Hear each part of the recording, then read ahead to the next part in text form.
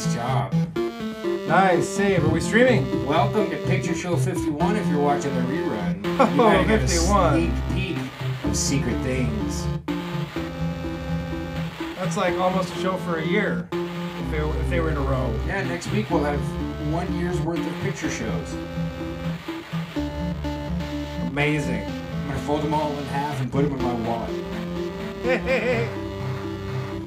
With all the receipts and bills that I stuff in there instead of money. You can turn them in for a bouncy ball and a lollipop at Chuck E. Cheese's. Get big owls.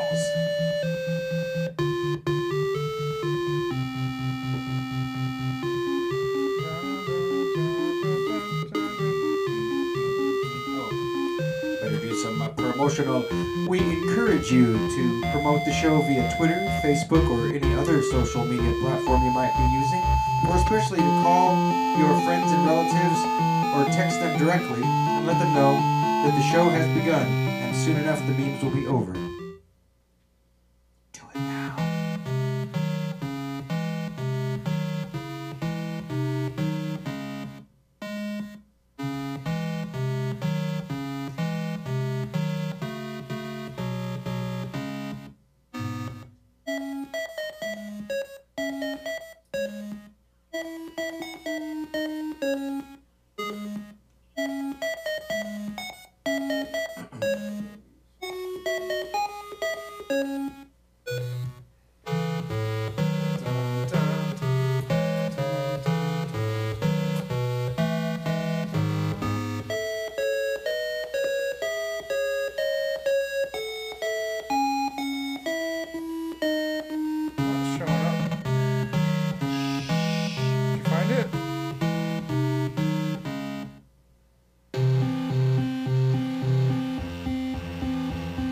I see Gypsy hustle up in the chat. Welcome. Jim had to step away for just a moment, but he's back. So you can anticipate your Jim chat greetings anytime forthcoming. What's up, Gypsy Hustle?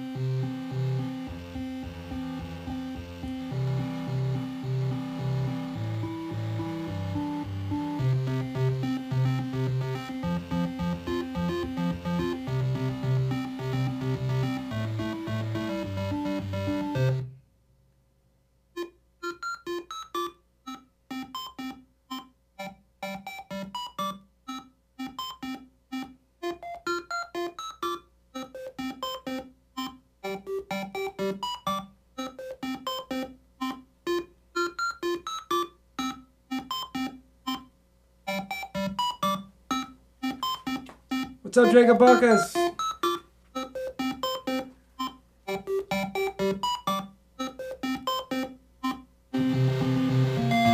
What's that Isaac Kappy hashtag? Is it hashtag Isaac Kappy? Yeah.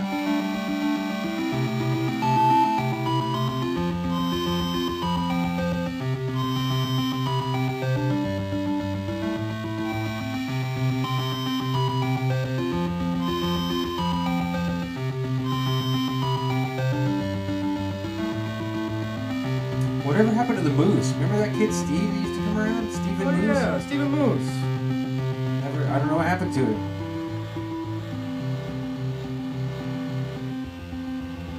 He found a chicken in his shoe. Chicken and shoe? Chicken and shoe? Mario. Oh, wrong one.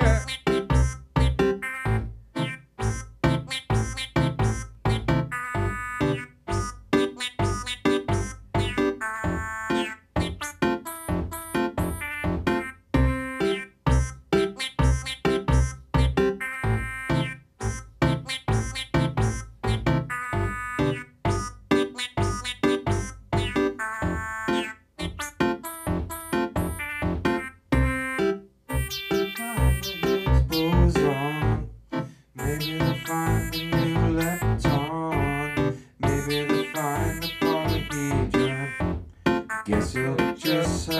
wait and see. Maybe they'll make themselves a black hole. Maybe they'll create a white hole. Maybe they'll create a rainbow hole. It'll confound our galaxy.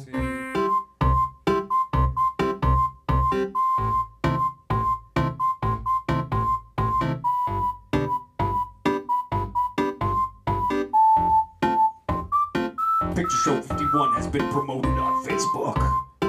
Picture Show 51 has been promoted on Twitter. Like, share, subscribe, or do.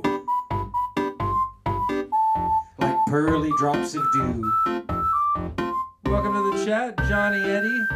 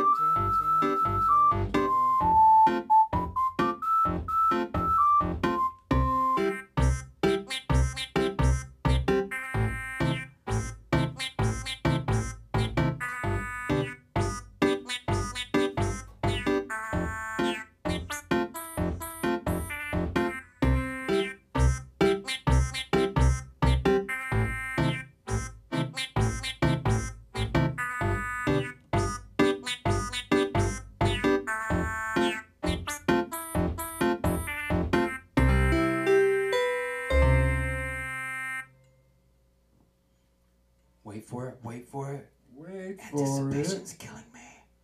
Is Mario paint? No. I love a girl in a pipe. Hello, hello. All original music each week for the introduction memes by Adam Lore, at famous Adam Lore on Twitter. Prolific musical artist and an exceptional hand in the comic book game. Donut aficionado, I believe. Yeah, most recently published a video he edited together with the Inspirado that comes from a picture show. Picture Show, Picture Show.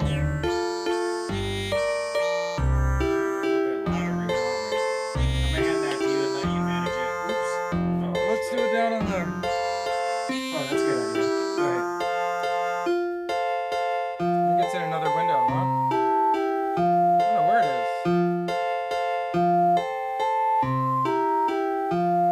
Where'd you put it? Oh, it's, I minimized it.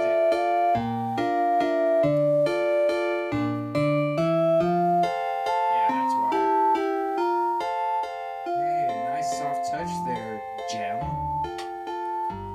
Oh, you know. We might get you sitting in front of a mixing board yet. It's all about the fade. Wait, what'd you say? Nothing. I said we might get you sitting in front of a mixing board yet. That's what I said. T minus 5, 4. Oh, here it is. Here it is. The donut song. Oh, the donut song. I've been waiting So all it's week. a little bit quieter, but that's all right.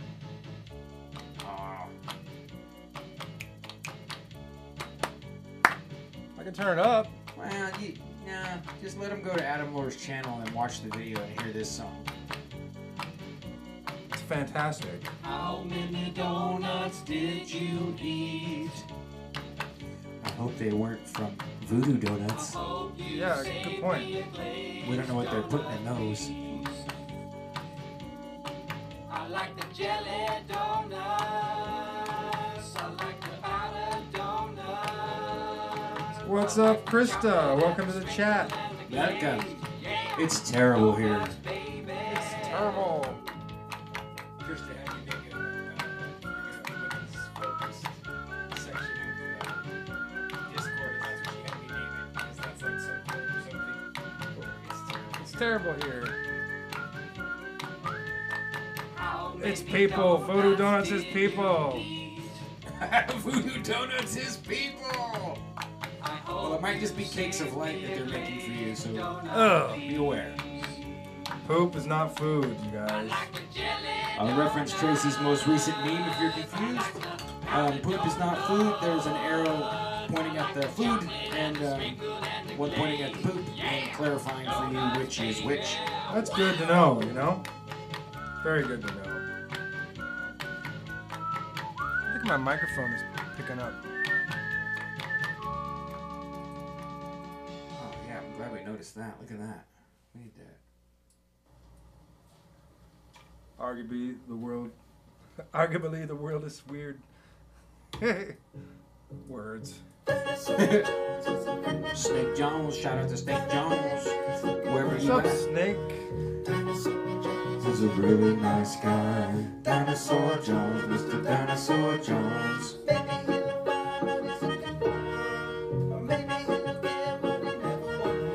Mr. Dinosaur Jones. Commercials. I think I'm most proud of that one in a way. Wizards. It's the concept I like in my head. It's not that the meme's so perfect, but the idea of a wizard trying to watch hot erotica on his homunculus flask. And he can't get to it because he can't click the skip ad button because it's us. That's correct. Do I have to watch the whole sound check? All 3.5 hours, Johnny. Sit down.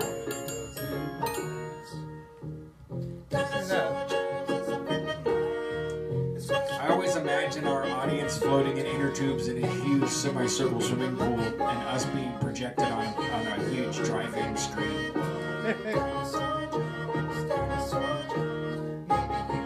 Thanks, John Eddie. He says that we rule the interwebs. Thank you. It's our Ducci. It is. It's our humble Duchies. Oh yeah. Adam said when he comes on and potentially does some live music for us that he thinks I would be a good vocalist for this one. Because it's got the... I think I want to kick the key up two full steps. It's a good idea. What did you want to be when we're grown up? What's she adjusting? How much longer do you want to love me? Oh, it's a lamp. Like a Oh yeah, it's the Billy Rubin lamp. Oh yeah, it uses modulated electronics through some sort of a noble gas. The electricity magically heals your body. Who do you want to kill for me? Kill for me. Who would you rather trade him for me? Trading for me. How many times a day will you be mine? I want to get one of those. How do you want to feel about me? Just like a telepathic mind flower. You're my fellow psychic brain tower. You're like the telepathic daisy, baby. Oh, you could add everyone on the Discord? I didn't know. Thank you, Jacob Bacchus, for your secret hints. Add everyone. Stranded on the desert, but it's worth the oasis. Stranded on the desert, but it's worth the mirage. Oh man. Use the telepathic power of your mind. Use your powers to save us from the sun. Use the telepathic power of your mind. Use your mind to melt the breathing sun.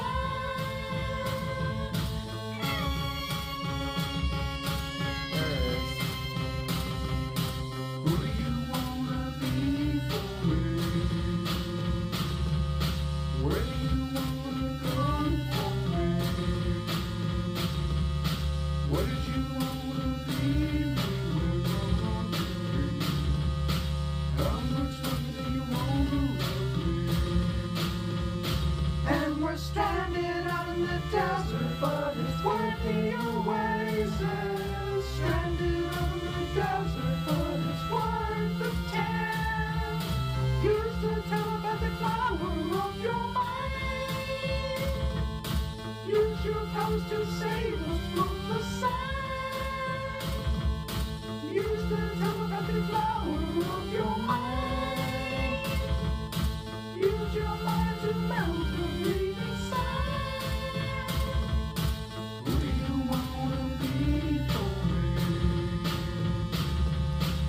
Oh, I see. It's RX and the I am Horror. Oh yeah. This is Trippy Murios. Still haven't called that guy. Oh, that's what it was. You got it to work. Yeah, my eyes do that pretty easy. I was pretty obsessed with these things back in the day. I got it to work, but I couldn't quite see what it was. Need it in poster form. Magic. Are you off screen?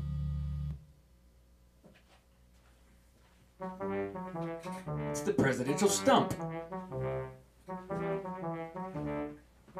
Oh.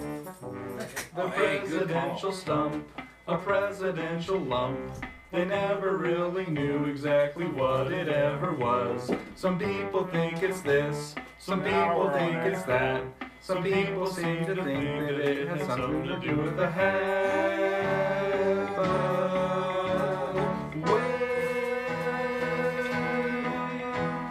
Maybe they were wrong.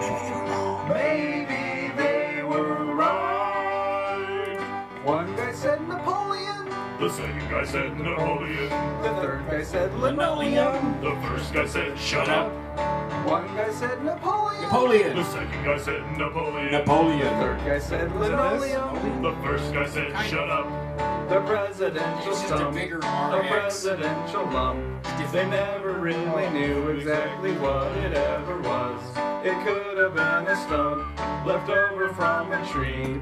It could have been the shriveled up of some old amputee. Weird. Those lyrics. Shriveled amputee. Maybe we are wrong. All wrong. Maybe we are right. One guy said Napoleon. The second guy said Napoleon. The third guy said linoleum. The first guy said shut up. One guy said Napoleon. The second guy said Napoleon. The third guy said linoleum. The first guy said shut up.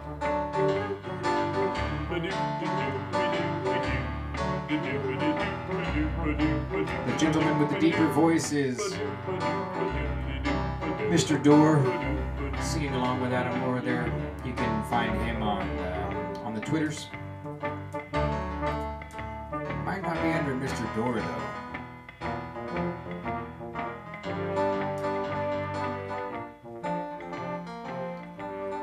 Like, share, subscribe, or do. Alright, I think we're getting, we're drawing near to the last song that we'll be listening to before we enter into the official beginning of 51.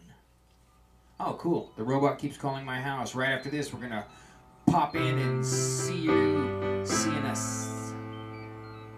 So sing along with Adam Lore, and we'll see you soon. The robot keeps on calling my house. The robot keeps on calling my house. The robot keeps on calling my house. The robot keeps on calling my house. At first I thought it was Tim, but then the robot called again. The robot keeps on calling my house.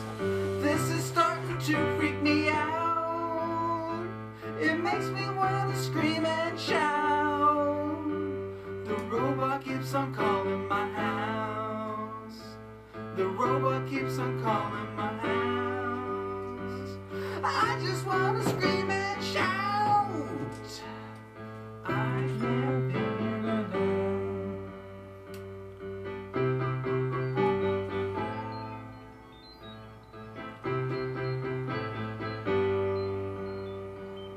I can't figure it out. No, I can't figure it out. I can't figure it out. I can't figure it out. I cannot figure it out. I can't figure it out.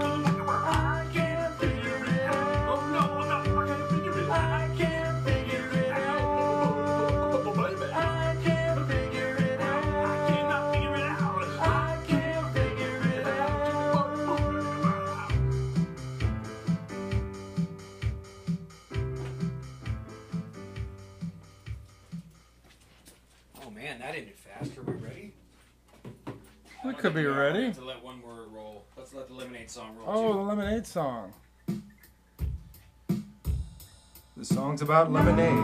Yes, it is. It's about pink lemonade.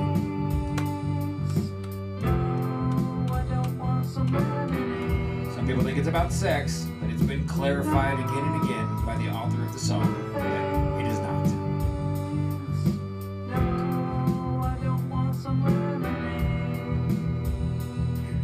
Morning.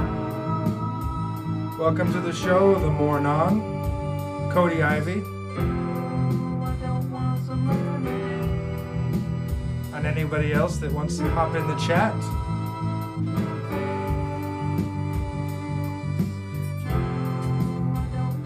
Tempted to kill all the house lights. Oh yeah, you can talk about Soph. I've been watching Soph. Have you? I just now heard of Soph. I was following her for a second on Twitter and checking her out. Still subscribed on YouTube, but she like added Joe Rogan on Twitter and like, hey, we need to talk, and I was like unfollowed immediately. So sad things go down that way. There's no reason to need to talk to Joe Rogan, and if you do need to talk to him, what you do is you call your attorney.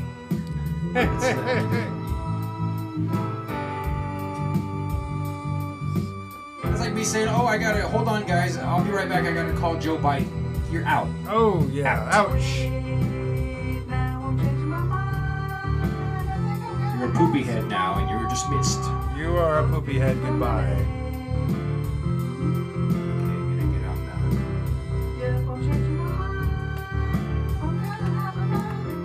now. We're at less than a minute.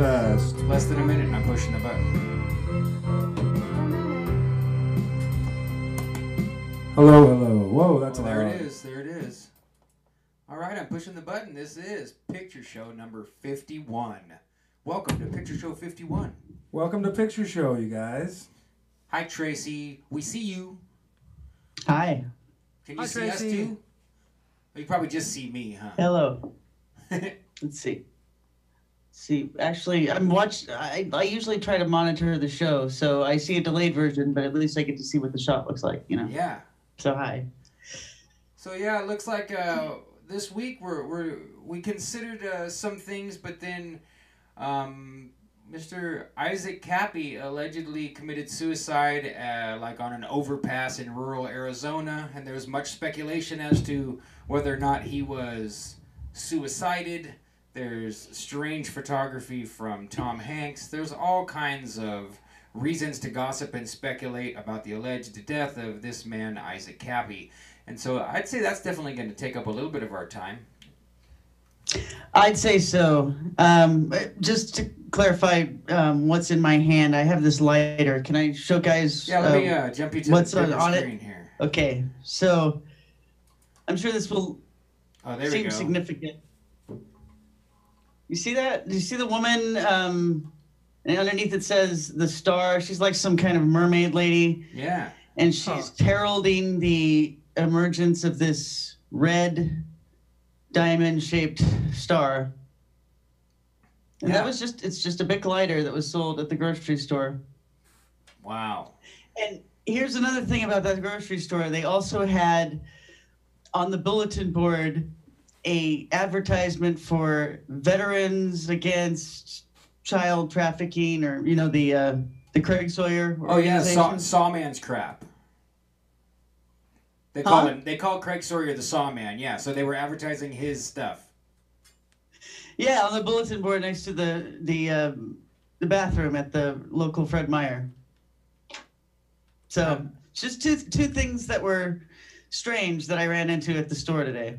Yeah, that's just crazy. And I do want to, I guess, give people that maybe not everyone is as drenched in internet conspiracy gossip as we are. So ISAAC KAPPY was an actor who played in the movie Thor, had an allegation against him of allegedly choking Michael Jackson's daughter Paris.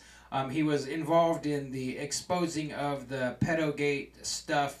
The main thing I remember is him alleging that like Seth Green had offered to like had shown him the room where they quote unquote keep the kids and asked like kind of vague leading questions if he wanted to meet the kids, and Kappy had taken that to mean like it was an invitation to participate in really bad things in exchange for like Illuminati membership.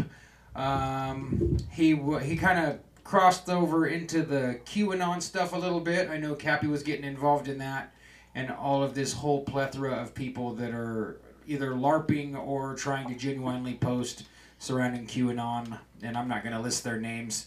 If you type Kappy QAnon, you'll get a whole list of shills and or other people. I was trying to think, did I miss anything there for somebody that maybe they've been in a cave or they're not internet addicts quite at the level of some of us are?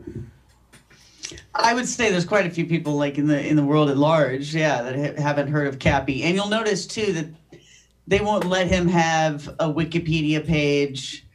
I sent you a picture of a screenshot I took last year when he was in the news, and I had done an image search on his face to see if there was someone else. I just wanted to like test the facial recognition of the internet and see if maybe it would try to guess him being someone else, because he had an IDMB page, but like there, nobody for sure saying he was a big movie star, which he wasn't, but also they didn't want to acknowledge that he was, in the news very much, or that he had attained notoriety by doing that. So anyway, what the Google image search came up with, it was so weird. This was right when he was big in the news last year. I did a Google image search with a picture of his face, his own headshot, and it came up with a bunch of pictures, like mug shots of convicted sex offenders, and it said, "Our guess is child abuse." And it was strange. It was right around the time when I was becoming aware of the fact that the Google AI manipulates its results for all sorts of arcane reasons, and not just the obvious, advertising and data collecting. So I just felt like there was a little message there, hidden in the algorithm. If you try to look up Kappy's headshot, they're going to say that, it's comparable to these mugshots of child molesters. Yeah. I just thought that was odd, but yeah, I saw that. I was thinking if I can put it up here without too much trouble, I'll do it. So just so everyone can see what you're talking about. Okay. Oh, that's close. So I'll go one more. Let's see. There was.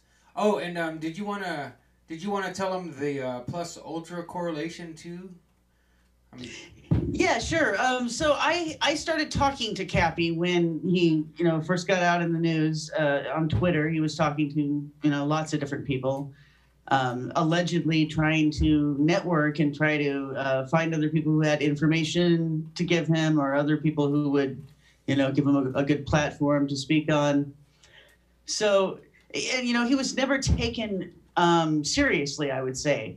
So he was interviewed by Alex Jones, and basically Alex just kept asking him, "Is this a LARP?" And made it perfectly clear that he assumed it was, that Kappy was coming out to set people up, basically, to make them look stupid for believing him later or something like that. Right. We all know that when they do these LARPs, and by they, I mean, we're talking about the intelligence community, really.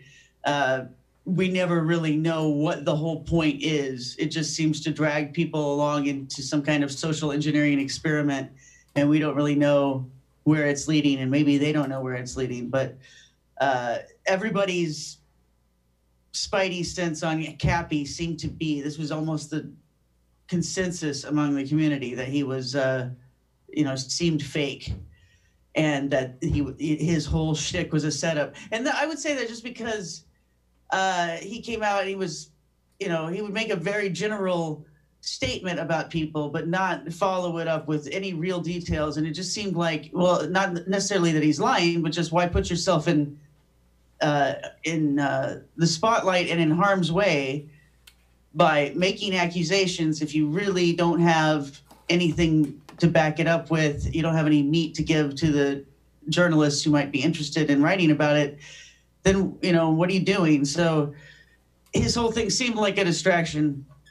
Right around this time, I start talking to him, and one of my audience members pointed out to me that within his first week of doing publicity about this topic, coming out as a whistleblower, he had given out an email address that said, his email address was plusultra17@gmail.com. Wow. And, you know, the ostensible reason for that, I'm assuming, is because he was so into QAnon, or the character he played was so into QAnon, that you'd have to be someone who really, you know, delved deep into the boards, I would say, or maybe someone who read my website, because I also wrote about it. But the thing is that there was for really a couple weeks only, there was some stuff on some of the more, you know, tangentially related boards on 4chan and some of the other chans, where they were talking about an alleged secret society called Plus Ultra connected to Donald Trump. Right. And it seemed like they were building upon a real LARP that had been done for fun for a role-playing game that was put out actually by Disney. It was to promote their Tomorrowland movie that was coming out at that time. This was a few years ago. Is that part confirmed that Disney? Yeah. That part's confirmed that Disney definitely put out that spooky, weird kind of Dada-ish game to promote the movie? Yes. Okay, cool. So I didn't know if it was ever confirmed that Disney, because that whole part was pretty trippy, you know. It was. I mean, I think that there's some of the material, you know, maybe hasn't been directly traced to them and could have been put out by fans, you know, how some of these things spark, you know, inspire other people to do things. Yeah, that's kind of what they want nowadays, is so they can kind of half-ass the work, like get enough to get us fired up and then crowdsource the rest, right? Yeah. And so, well, you know, just to, I guess, give people an idea, the original LARP from Disney to promote their role-playing game and their movie was about the idea that Plus Ultra was a secret society that included scientists such as Thomas Edison, and also they said Tesla, and that they were stealing some of the, literally stealing, like kidnapping some of the most promising minds of the time in order to bring them into a hidden kingdom in another dimension where they were, you know, just separating themselves from the rest of society so that they could have an advanced society without, you know, all the stupid people dragging them down, I guess. So that was the idea in the role-playing game. Someone on one of these 4chan boards or related boards tried to introduce the idea that this was real and that Donald Trump was part of it, and that he had come here from the future as part of this QAnon plan to save the world. Okay, so it's just another layer of stuff on top of the already convoluted QAnon, whatever it is, you know, the theory, the story that they're telling. But it was, you know, when I saw this stuff, it was right around the time I was actually talking to Alex Rivera, and we were thinking about doing a Plus Ultra Syndicate website, and we had started working on it. And it was, so we noted this, and we just thought, well, that's strange that, you know, now they're dragging the Plus Ultra term and the concept that it's a secret society into the QAnon LARP, you know? So all that backstory is just to tell you that, you know, then ISAAC KAPPY comes along and uses this in his email address when he first comes out. Now, I had been using Plus Ultra since going back to 2005 when I had a podcast that was named that for a while. So the reason why we wanted to use that, you know, had nothing to do with Donald Trump, but it's possible that that's why KAPPY was using it. It was just because he had seen it, you know, as part of the lore of QAnon. So, but I did ask him, or I didn't ask him so much as I told him my own story about it, about how I came to name my website Plus Ultra, which he has an account, by the way. I gave him a free account. Oh, goodness. Back then. So, yes. So, it was so weird because when I heard he died, I was actually like typing something about him, about this weird video he just made. We should mention that. Like right before he committed suicide, on Monday, he put out a video about, goes on for like an hour, where he's claiming that he's done something bad. Yeah. And that he feels guilty about, and he's not specifying what it is, but that he's betrayed everyone, compares himself to Judas, says that he has put other people in danger, and that he himself is in danger, and bad things are coming my way. But then when people ask him, is he suicidal, he would say no. Yeah, he was. I saw that link. Steve Outram had posted it, and I didn't click on it, but I was reading. You know, I'm like everyone else. I don't always click the links, but I definitely go and read the comments to see what the what the hot take is. And yeah, it seemed like there was some hints of kind of MK-ish, torturous, leading Kappy around, maybe like. For one thing, I have to get it off my chest that I was really annoyed that more than one YouTuber couldn't. They're reading, and Kappy kept saying, in the last few days I've become convinced that I'm Judas Iscariot, and they all keep saying Judas Iscariot, like none of them they don't even know who Judas Iscariot is. So I was that was my pet peeve of this whole thing. Like, come on, guys, you guys don't know who Judas Iscariot is? How are you even on Earth? But anyway, the fact that he said in the last few days I became convinced, like James True too. James True tagged me in a picture that either someone else had highlighted or he had highlighted that had like underlined that part that it was recently and he had recently become convinced. I mean, that's a pretty huge deal if that's true, for someone to be browbeating you or manipulating you or maybe using NLP to convince you that you are the equivalent of the greatest known traitor to all of mankind. You know, the man that kisses the Savior on the mouth and leads him to his crucifixion. That sucks. That's really bad. You know? Yeah, and okay, so other things about the video, like one of the things that made Kappy come off as a shill was that he had this, demeanor about him of, just that annoying actor friend, the one who's like always trying to be famous, but isn't really famous, but always acting like he's on stage, thinks he's cool, thinks he's sexy. You can tell by just the way he's strutting himself and looking in the mirror and shit, and everything's, he's always on character. And his character was always like a little too happy and cool and funny for what he was always talking about, because he was pretty much centrally obsessed with the Pizzagate subject.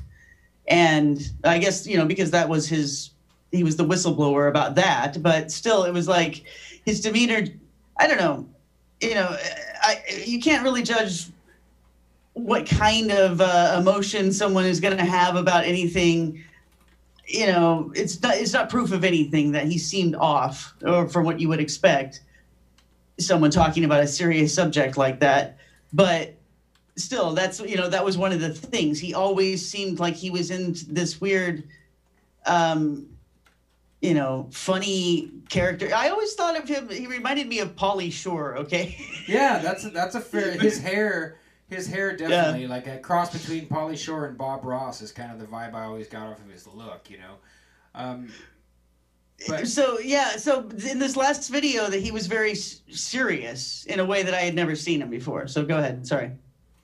Oh, no, that's, to chime in a little on that, I mean, I agreed completely with not just your assessment just now, but when he was coming around and I saw him, like, I couldn't even get through 5 minutes of anything he was saying. Like, I'm already trying to imbibe so much information, and so to add a new person, for me, of people to follow is a big deal. Like, I don't have time to look at the things that I'd like to look at and be productive.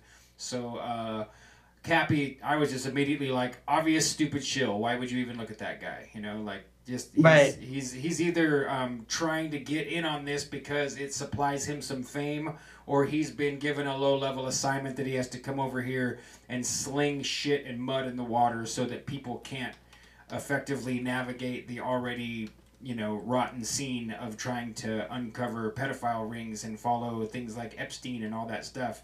He just to me he just muddied the water, you know, and like you said, did it in a really poor and annoying fashion, exactly what you described. Like, oh great, an actor like that. I've lots of faith and trust in people who have dedicated their lives to pretending to be someone they're not, you know, for money. That's I couldn't give him any hope for me, you know. Every time he popped up, I would just swipe like, no, give me something else, not Kappy. Yeah. Yeah, and he, I would say, was largely responsible for one thing, the Vegan Mikey thing coming out, which is Vegan Mikey's claim. This is just some guy who actually was just promoted by Kappy and then went on the Lift the Veil show on YouTube to be interviewed about his whistleblowing of Voodoo Donuts, which is, you know, across the river from here in Portland, Oregon. And so he had a claim that, you know, they're involved in trafficking and they're all Satanists and that they're directly connected to the people at Comet Pizza. So Kappy was the one that kind of found Vegan Mikey. This is the story anyway, and then connected him with Lift the Veils that they could be interviewed, or that he could be interviewed there.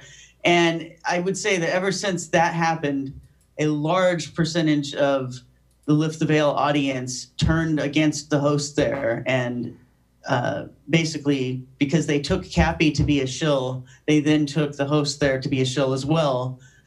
And then they thought that the whole Voodoo Donuts thing was probably a LARP or a setup because all these people were involved, and because that's how it was presented, you know. So again, it's just like with Pizzagate, where you wonder, you can't really tell, like, you know, what parts are fake and what aren't, or what is the point of doing this. But Yeah. you could tell that there's somebody who's doing some. This is some kind of production, you know. So why are we being put through this? We don't know. Right. But Some really weird shit has been rolling down off of Mount Olympus for what I would say is about 3 years now.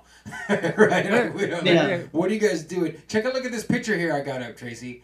I don't know who this guy Right. is, but as I'm clicking through the Kappy, I typed in Vegan Mikey and just was rolling the image searches, and now I've never seen this picture, and it says his friend and promoter Eli James was in the same band as Podesta lookalike Chester Bennington. So maybe this is Eli James. I don't know for sure. That's just a far out picture. Scar over the left eye, like looking like your whole head might have been opened and your eye swapped out. And over the right eye, of course, this beautiful spirally triangle, which we know now to supposedly mean something to do with, I don't remember if this one's boy love. Each of these symbols have a different kind of pedophilic, child trafficking vibe to them. And, you know, this all came out with the Podesta stuff.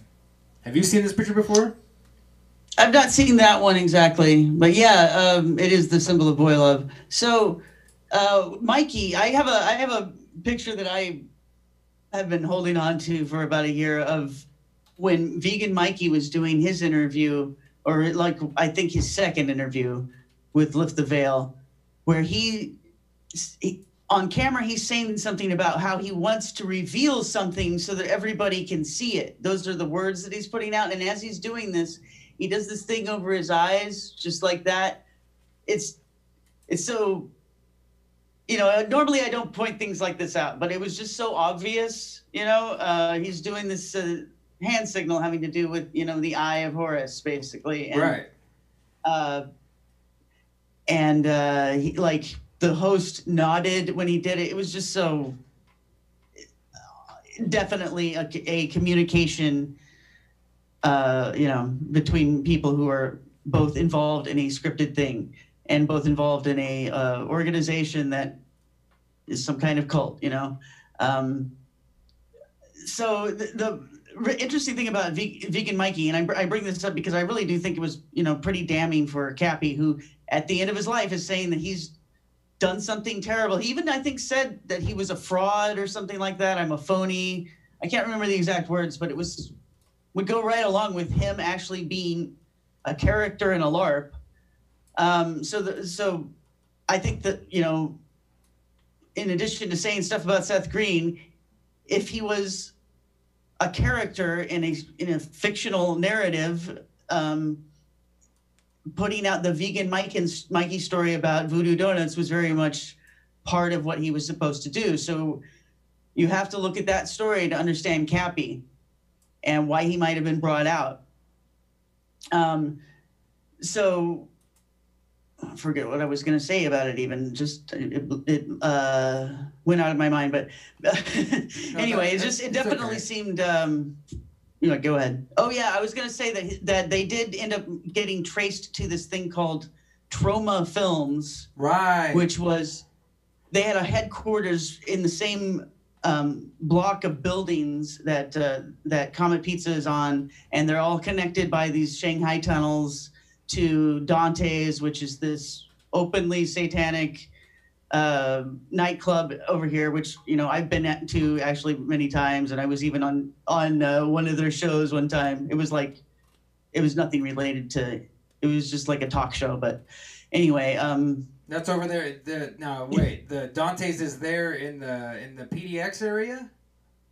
Yeah, it's in Portland. Okay. So Dante's is there. It's just, you know, in the same square of adjacent buildings, you know, or buildings that are across the street and all connected by tunnels underneath. And Dante's in particular, there is a basement, which I have even been down in this basement just because a friend of mine was getting dressed for her show there, and I just went down there with her. But so I didn't see the access to the actual Shanghai tunnels, but it was probably, you know, beyond one of the doors that I was in front of, you know. Chippy. So, yeah, and I've always just gotten a real weird vibe from those Shanghai tunnels. There's a really cool bar that's right in the same area that I've been to a few times, and that's one of the reasons why me and my friends would always like to go there. Is it just feels so weird to be, because it's a downstairs bar, and so, you know, you're like right next to this place where people were back in the day, you know, kidnapped and shipped off to Asia, which the narrative, the story being told by Vegan Mikey is that that's still happening. You know, that there's a human trafficking ring that's still using these underground tunnels, just like they are in Washington, D.C. around Comet Pizza, to, you know, traffic children to people. And I don't know if you noticed this week, there like InfoWars put out a new video about, you know, whether or not the Clintons and the Clinton Foundation are involved in child trafficking. So it seems like, you know, this week they want to bring the subject up again. They, you know, the media, I guess. Well, I'm starting to think more and more that it's probably, and this is kind of off topic, but not really. I think the script that we used to watch back in the day was probably actually produced by human beings for the most part. Maybe the outline was fed into a computer and got back, but now it seems to me like the artificial intelligence or machine learning, however you want to look at it, it seems like they're taking their lead from the computer programs and trying, because in case you haven't noticed, folks, all of the media across the board has gone to shit. And it's because I think that people used to know what they were doing more because they were more directly involved in writing the scripts. And it seems to me like now the script is coming at them hard and fast, and so they keep just, it's like someone who can't keep up with the dishes in the kitchen when the restaurant's busy or something. That's the way the mainstream media and the alternative YouTube type media, they all seem like they don't know what's happening next, and it didn't used to be that way, you know. Yeah, it's definitely hard to tell, you know, where they're trying to push you next, and it could very well be, you're right, that like, that, you know, just as there's obviously robots writing these terrible pop songs that come out now, they're probably writing the movies and the articles on on online magazines, and they're writing the scripts for news TV shows, and they're even writing the scripts for psyops that the CIA does. So Yeah, I wonder. Sometimes right. I wonder if that's why the school shootings look so bad. Sometimes because it's just like, crap, we got to pull another one of these out of our hat already. Like, you know. I think it's on purpose they look bad so that they can suss out the people that are really paying attention. I've always thought that too. Good point, Jim. Oh, by the way, if you haven't noticed Jim's hat, folks, read Jim's hat for an update inside the update.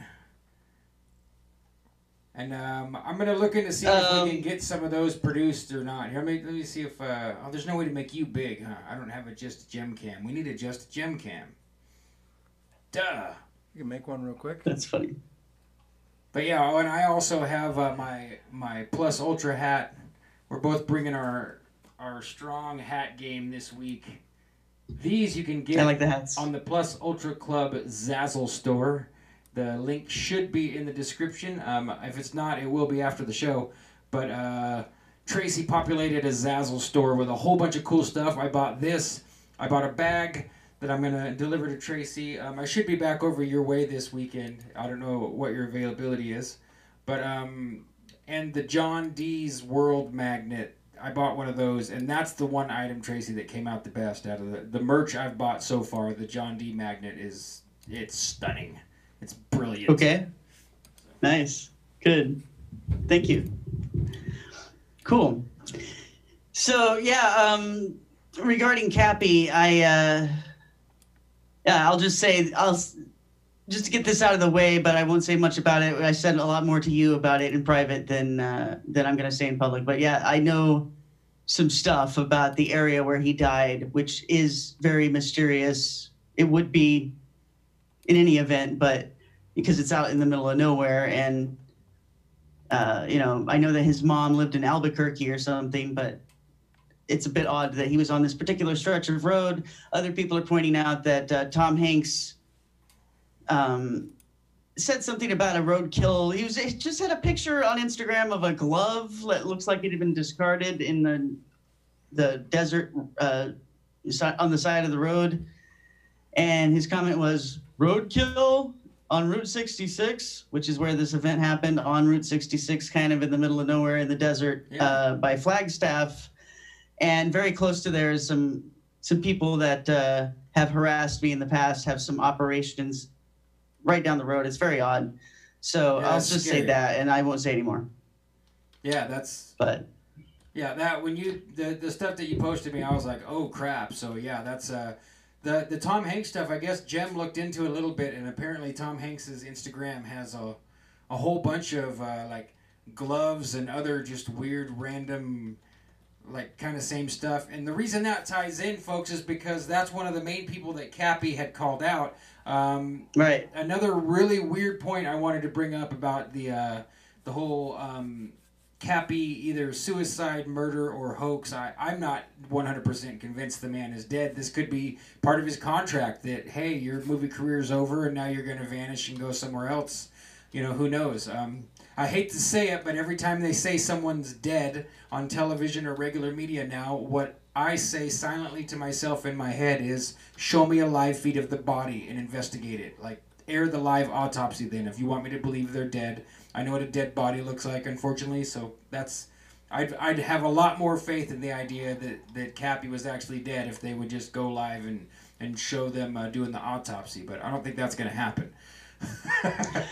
No, and it's unfortunate too. Like, feel jaded. Yeah. I guess one of the effects is like it makes it scary to be a whistleblower, scarier than it already is, because in addition to the fact that they might kill you, people might not even believe you were ever real in the first place. Yep. You know. So what if Kappy was real and we're all being a bit judgmental about his demeanor?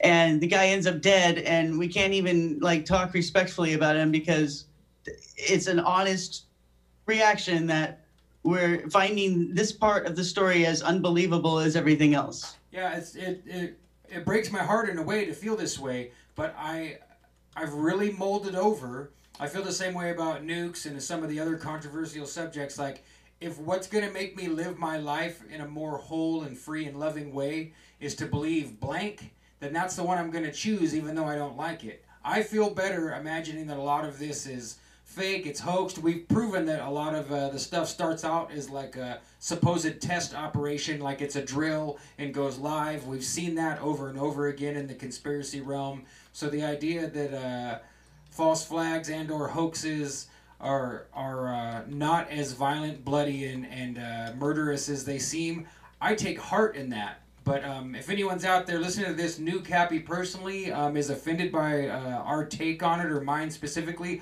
I'm sorry. If the man's really dead, then I feel horrible that he had to lose his life, and whether by his own hand or otherwise. It doesn't make me happy. But my true take is, I don't know. I wasn't there. I don't have any real evidence in front of me to show me the truth, so I can't take it that seriously. Unfortunately, I just can't. Well, the photo with David Brock, I thought, if you look around, you'll find a photo of him hugging David Brock. Yeah. Who's the ex-boyfriend of James Alefantis of Comet Pizza, of Pizzagate. Then, that's just odd. I know a few people who are connected to the Clintons personally, but I'm just very suspicious of those people. I know them, and I think that they're weird as hell, and I'm scared of them, honestly. I know a number of things about those people, and they're all part of the equation that makes me very scared of them. So, same thing with this. Like, if he ran into David Brock at a party or something, well, that's weird. And then he would hug him and take a photo with him. Well, that's weird. I know these guys are powerful, so I guess that makes a lot of people want to suck up to them. But at a certain point, you'd have to be, a real ostrich to not know that the Clintons are serial murderers and not be more afraid of them than you are interested in sucking up to them, Yeah. That's the way. Even before you knew about Pizzagate, come on, why would you want to? Well, yeah, look up the MENA connection. I mean, that's where I cut my teeth on the Clintons, was the MENA connection, and that they paralleled that too. I used to find two different versions of a documentary called the MENA Connection, and one was Dish and Dirt, about how some young boys accidentally found the airplanes that were landing full of drug money and drugs. And then they ended up dead on the railroad tracks, and everybody trying to follow up the story coincidentally ended up dead or silenced too. And it was all because the Bushes and the Clintons are dealing drugs out of Mena, Arkansas, And that's that. If you don't know all that stuff, then you're just new or green or something, because that was the old name of the game, right? Back in Internet 1.0, to follow the Clinton suicide list and follow up and see how many people you could confirm were really allegedly dead. Mm-hmm. I remember copy pasting names and looking like, okay, is there any press on this one? And there was lots of press on all of them. So yeah, and then so one of the other topics which I was going to talk about anyway, or I wanted to, has to do with the Rothschilds and their connection to this. The connection I theorize about to this diamond shape and to the keystone in Freemasonry, the keystone symbol. It's kind of a convoluted or complex, at least, set of symbols, but it's just interesting that there's this topic comes up of ISAAC KAPPY this week, and which by inference brings up Pizzagate and David Brock and James Alefantis. And Alefantis has been outed as a, outer member of the Rothschild family. And another thing brought up the Rothschilds family in the news this week, which is this movie that's coming out with Mel Gibson and Shia LaBeouf in it, where they have a fictional member of the Rothschild family, and a story about how they're trying to kill, I think they say in the story, they're trying to kill off all the people between him and the big inheritance. Yeah, I saw Like that. I was like, oh my gosh. Like, they're going to make like a black comedy of a Rothschild that ended up outside the stream of money, so he only has to kill 9 other Rothschilds to get back in the position where he inherits the money. And Mel Gibson's going to play like the big evil old Rothschild, and Shia LaBeouf is going to play the guy who's just outside the 1% money and has to get himself back in there with a little bit of murder. I mean, to me that's hilarious, and they they're barking right up my tree. Like, sure, I'd love to watch this movie, but the idea of bringing it out, like, this used to be like a conspiracy group of people's joke that something like this would happen, not an actual Cannes movie that's going to premiere at the Cannes Film Festival, where it's really weird. I don't know if this is part of the script or their back is actually slightly up against the wall. I don't know, but it's really weird. I found it encouraging that this is coming out, because I have a fictional member of the Rothschild family in my Genuflect novel, and I have this whole fictional narrative about that family, and also I have someone killing a whole line of succession of people being killed off. Of course, it's actually in the royal family that happens in that story, as opposed to the Rothschild family, but they're all part of the same story. And they're all involved in the same thing together in my fictional novel. But I had been afraid of the Rothschilds maybe suing me for making that stuff up. And I put out a notice when I first put the novel out in 2017 saying, this is all fictional. I think the Rothschilds are famous and rich enough that it's okay to lampoon them, but I hope nobody's offended, I guess is what I was saying. I don't really care if the Rothschilds are offended or not. I just was hoping they wouldn't sue me. Yeah, indemnification, right?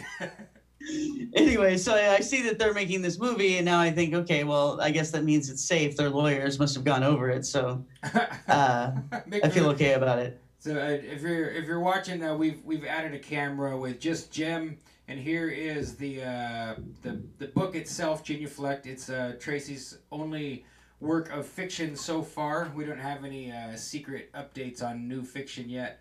And flip it over to the back again, if you would please, Jim. And there is the diamond shape, symbolic to most people, of course, as the emblem of Superman. What's it say in the middle of there, Jim? It says, "Bow down to the newborn sun." Bow down to the newborn sun. Cool. But yeah, that's I always when I read that book, Tracy, I was concerned more for the reaction of Michael Bloomberg than because I'm trying to remember which character was the Rothschild. I need to read your book again because it's good.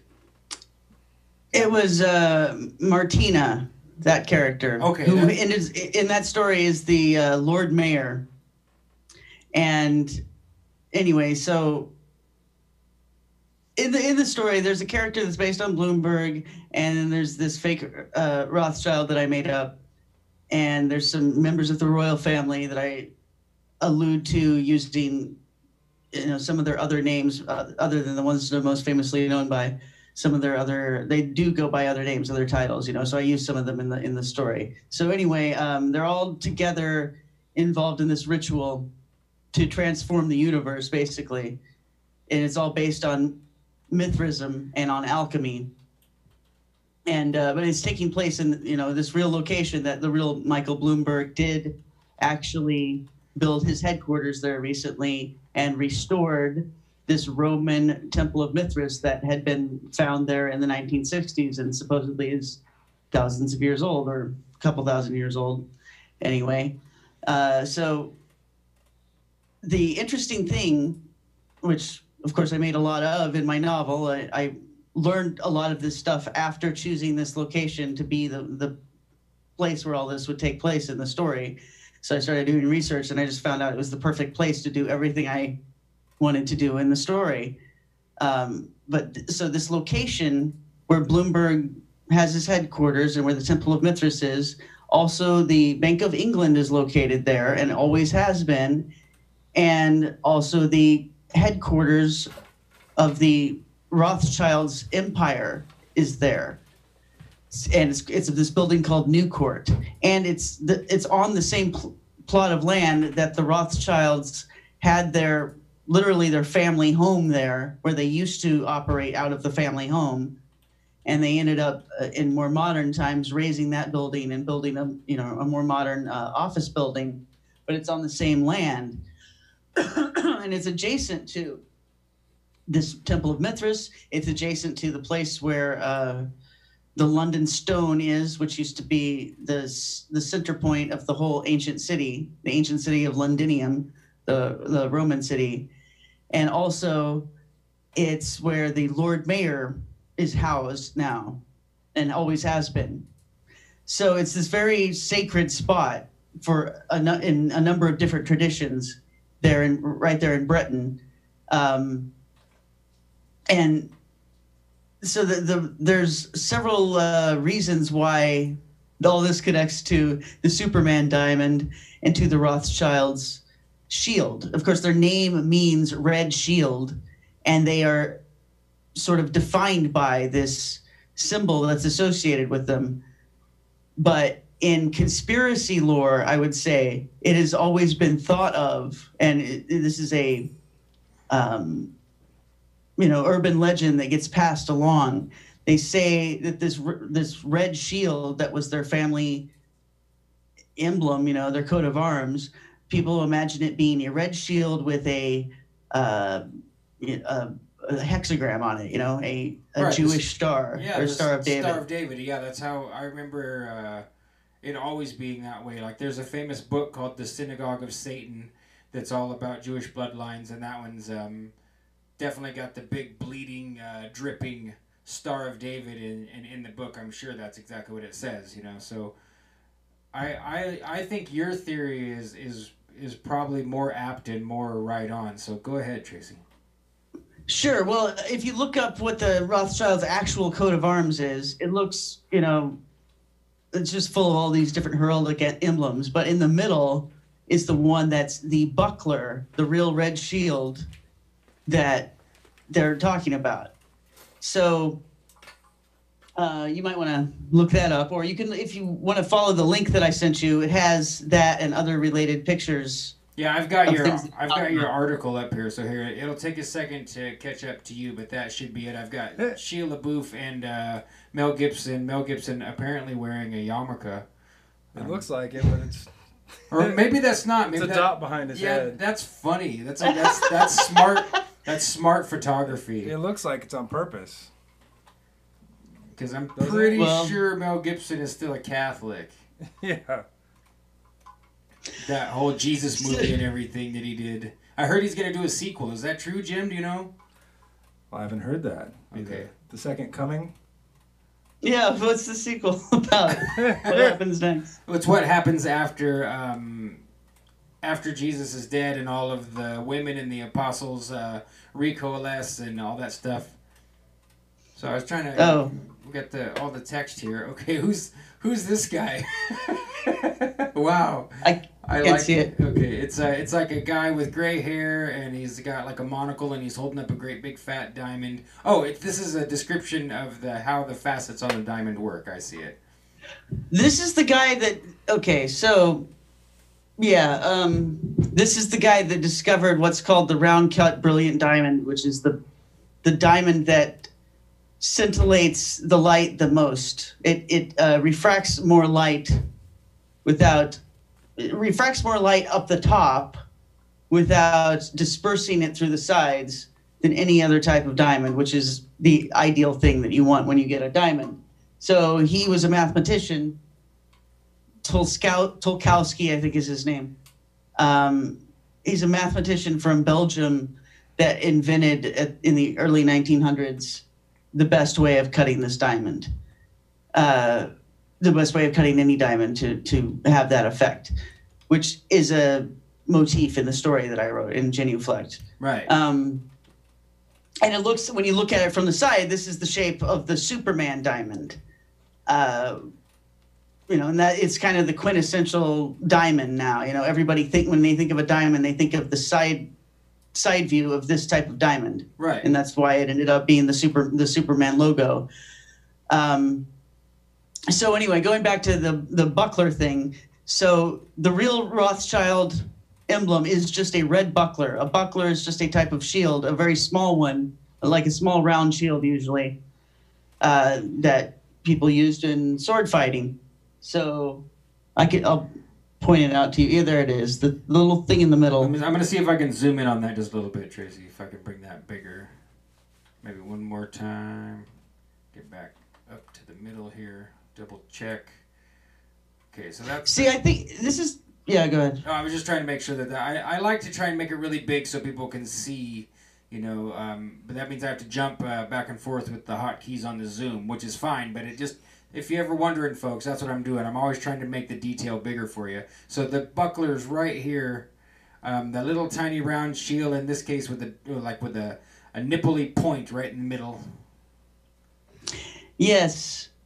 And then those arrows that you see there, they mean something in Rothschild lore too. I think one's for each one of the Rothschild boys, because there were 5 of them that were kind of sent off by their father to literally like financially colonize different areas of the world. Right. And start their own empires.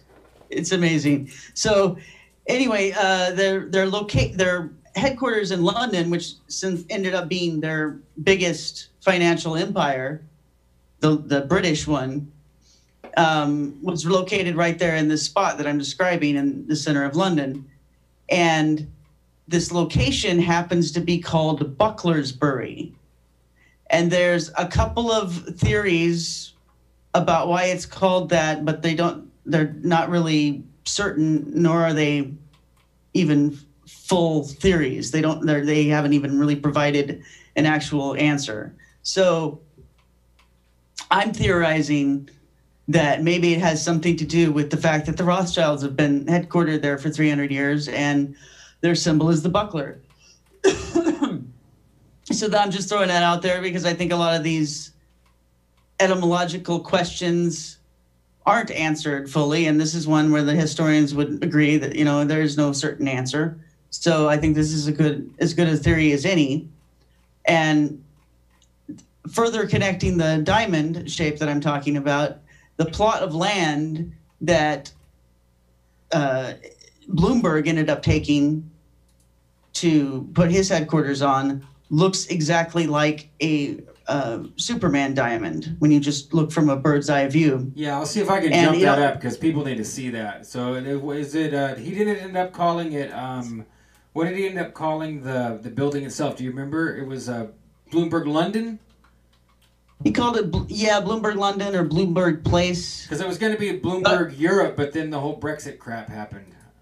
I remember that. Right. Oh, I've got that on the above. I've got that on the article too, I think.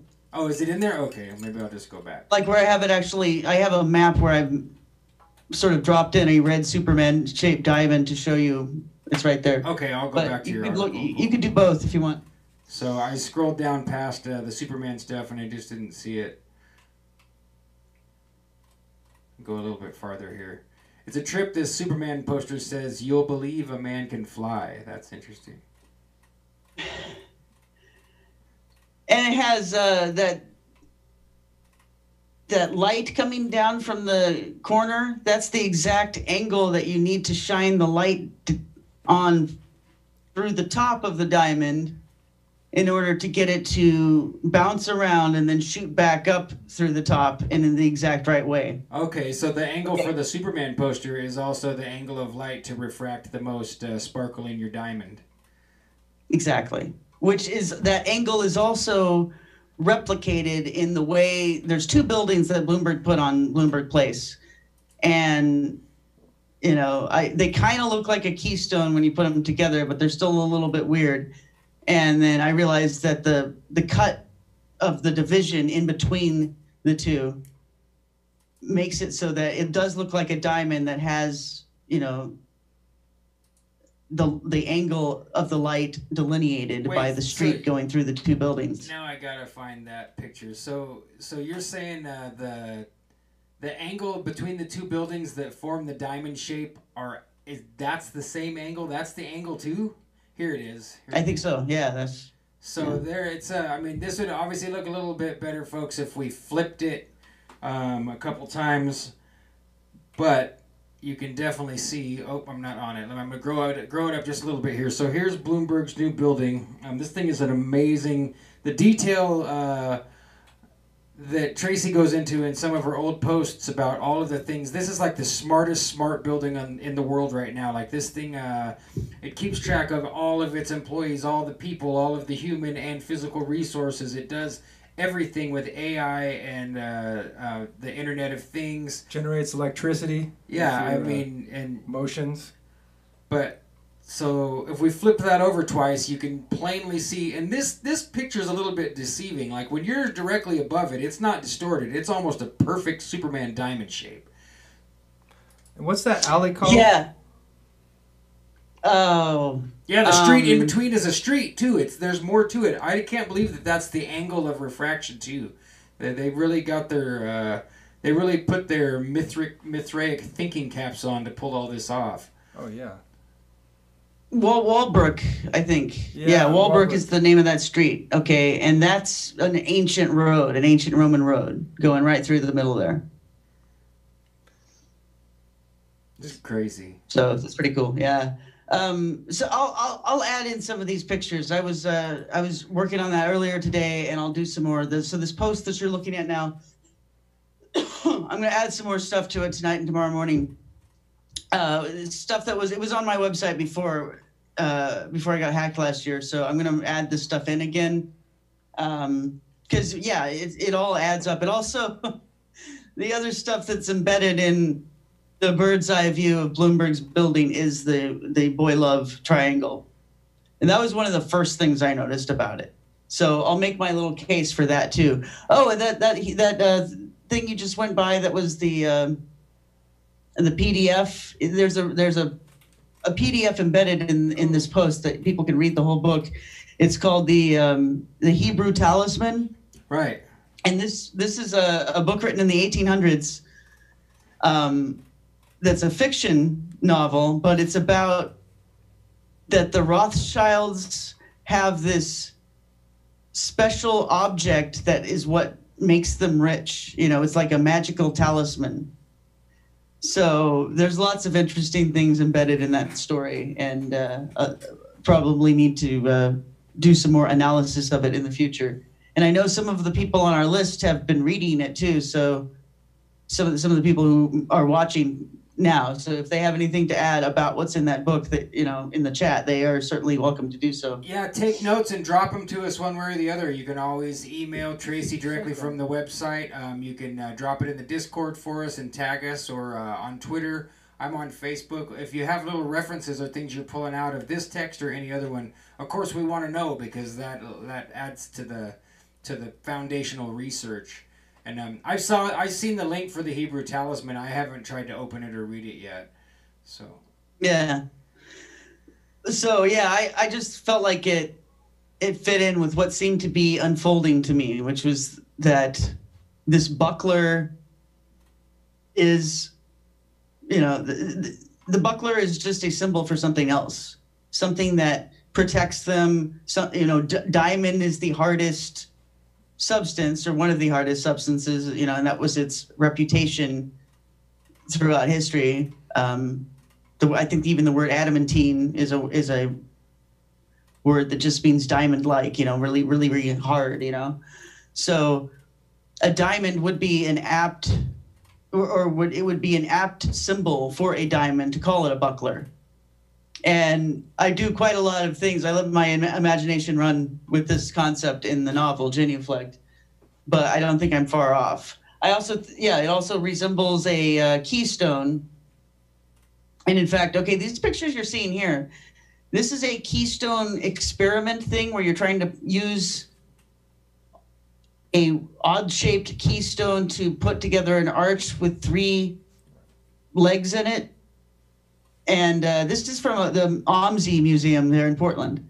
So while I was working on Genuflect, I took my son to OMSI one day, and this game was there. And if you scroll down a little bit, you'll see what ended up being the keystone. It looks like a Superman diamond. Yeah.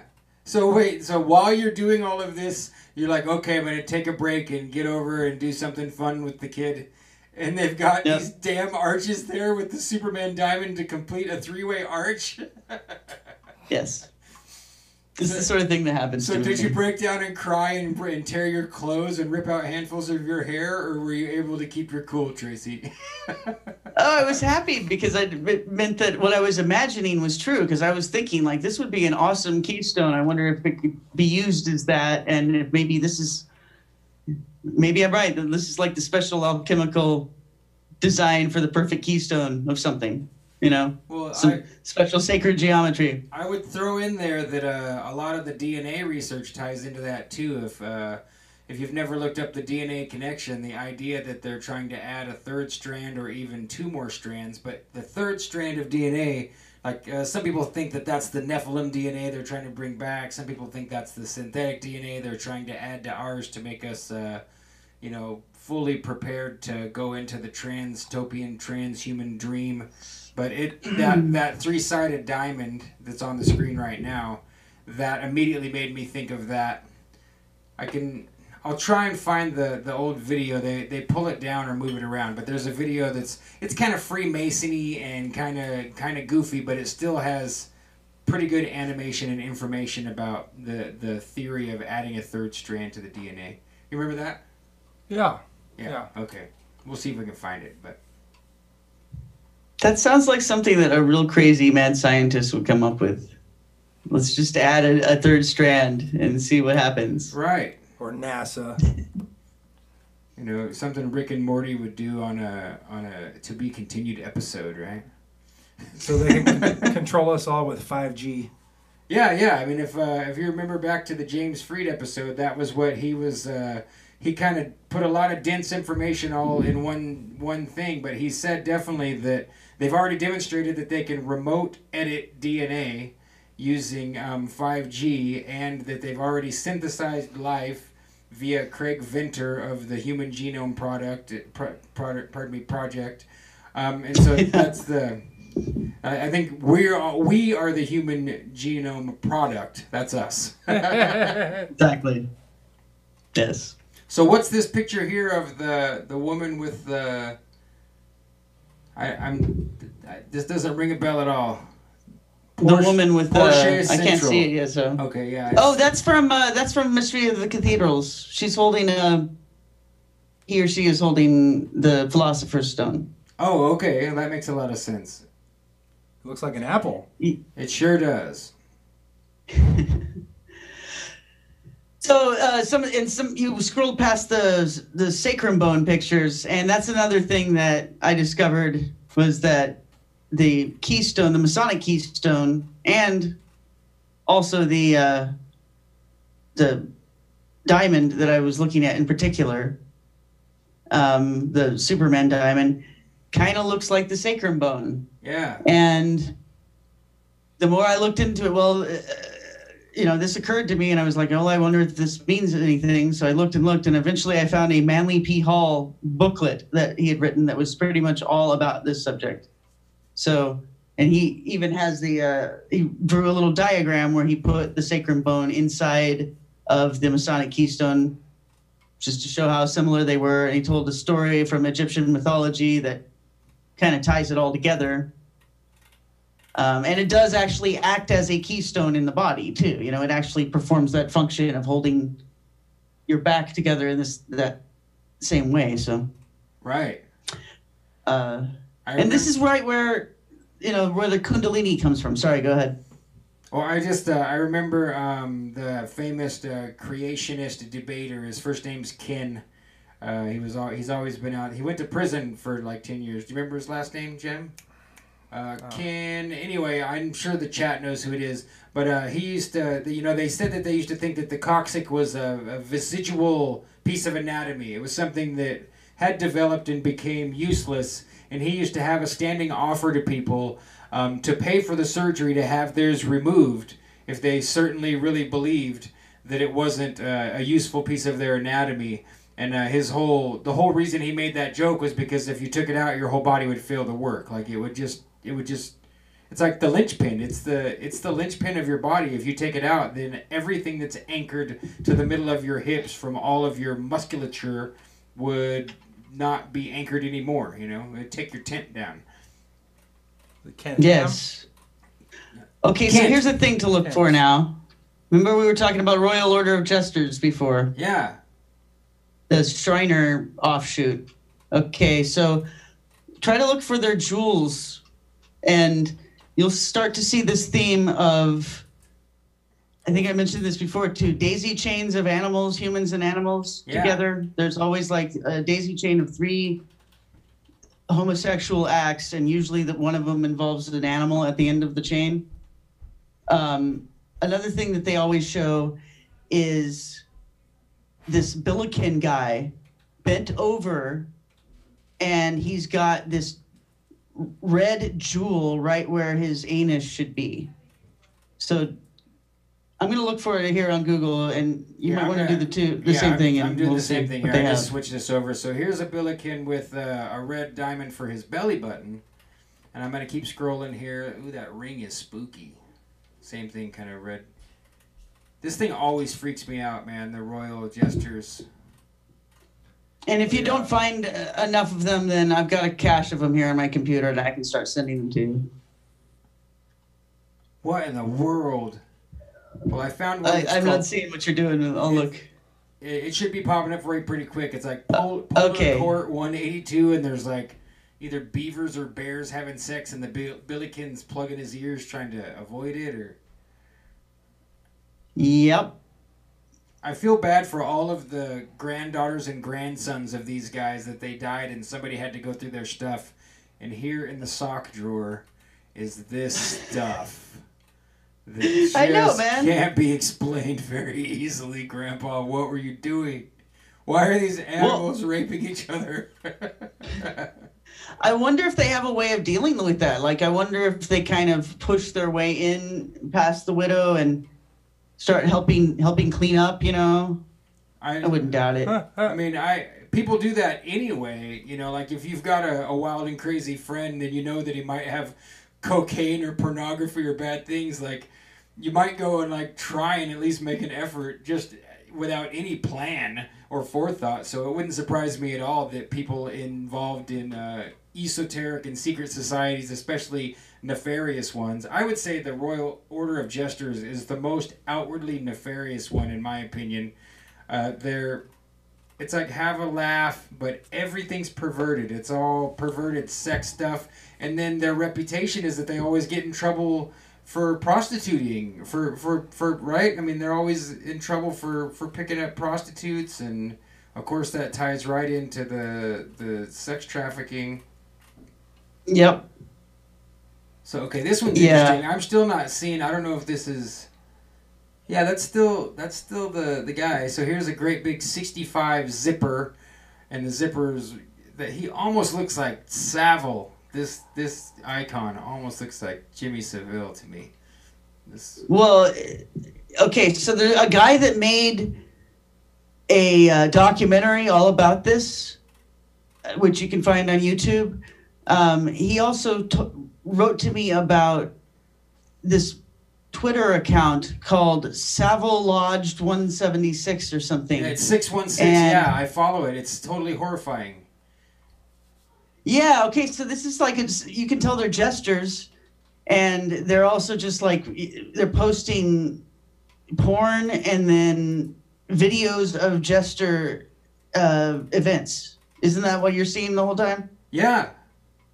Yeah. It's amazing. And it's done in such a way to make it look like they are a proud, open, and out lodge. And it's obviously a spoof. I mean, they're exposing these guys, and they're doing it in a vindictive way. But the way it's presented, I don't know if Twitter can very easily stop them or take it down, you know, because it's made to look like they're legit. Like, oh, here's our lodge, and we're proud of what we're doing. And like you said, right, Tracy, and here's some, you know, clown hats and pornography.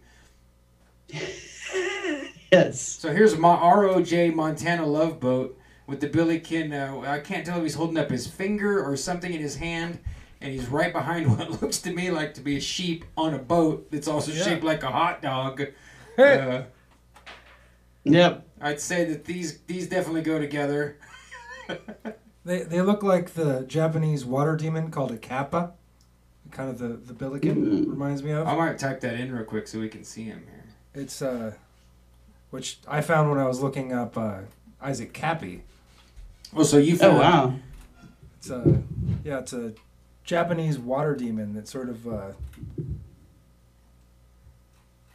Oh, Tracy, did I tell you that did you see that I got a copy of Morals and Dogma for $2.50 at the bookstore?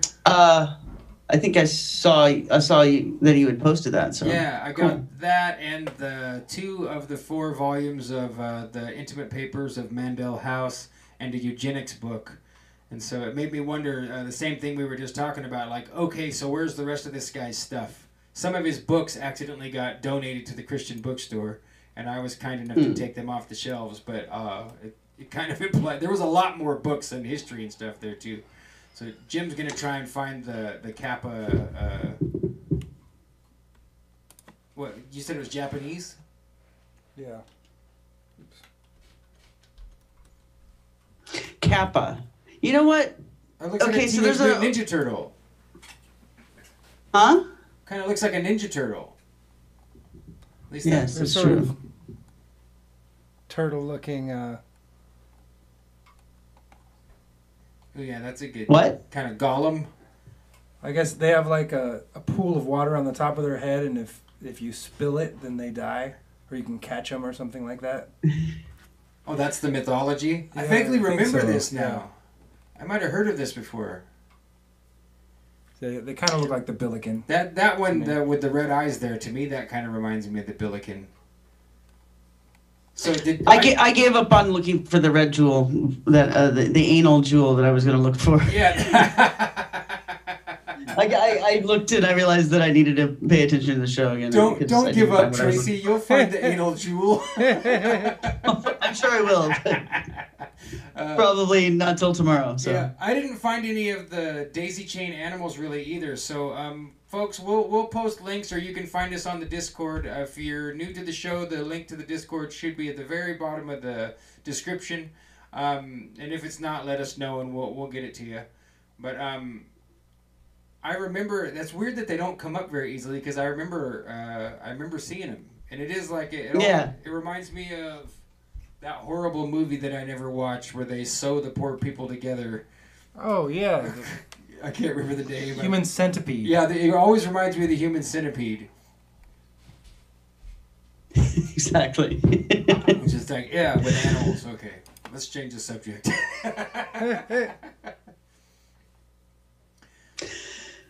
So you mentioned Kappa, and that reminded me of this thing that I'd like to look for, that I knew a little bit about, and then when I spoke to Christopher Knowles a few weeks ago on the phone, he reminded me of it too. That this is it's a fraternity that Bloomberg belongs to, and also Rudy Giuliani belongs to it. And it's all supposed to be frivolous and in good fun. And their Greek letters, I think, are deliberately reverse of another famous fraternity. So they're just supposed to be kind of a spoof fraternity, but they're very serious also in a way. And one of their main rituals, I guess you would call it, is that they do these events where they dress up in drag. So Oh yeah. the video of Rudy Giuliani in drag, he was telling me, is related to this organization that Bloomberg belongs to. So and anyway, Kappa is one of the Greek letters. I think it's the last Greek letter in the name. So that's what reminded me of it. I think he used to have a party. Rudy Giuliani had a party like every year. I think a Halloween party, but he would always dress in drag for it. I remember Right. that. Okay. Well, I wonder, I think you're wrong, Jim. What? No, I'm just the picture on the screen. I know you're a little bit lagged there, Tracy. So when it catches up, you'll see, like, it's Giuliani and Trump and boy, Giuliani is not a very attractive woman. He really isn't. Yes, No. ma'am. Do you remember that movie, I'm gonna look for. that CIA movie with Matt Damon, where they all do sort of a play and drag, and it had Angelina Jolie in it. Oh, that rings a bell. Forget what it's called. It's not part of The Good Shepherd. Yeah, that was it. Good Good Shepherd. Shepherd. That's what it makes me think of. But so, Christopher, that's Okay. funny you say that because we were just listening to Christopher Knowles either yesterday or the day before at the shop talking about the fact that I'm so intrigued by his stuff in a different way. I even went so far as to re-listen to an episode of The Higher Side where they're talking about the mermaids and the Song of the Siren, and it always makes me think of you, Tracy, because of your work starting with Jean Cocteau. I mean, I don't know if it started there, but I see that as kind of one of the foundational beginning steps in your journey, because isn't that the first person that you tried to talk to on the Ouija board? That is true. Yes. Yeah, okay, so... I found the organization. It's called Phi. It's called Kappa Beta Phi. So it's a spoof on Phi Beta Kappa, So let's see what... the one that Bloomberg's a part of. Yeah, let's see what we get for images here.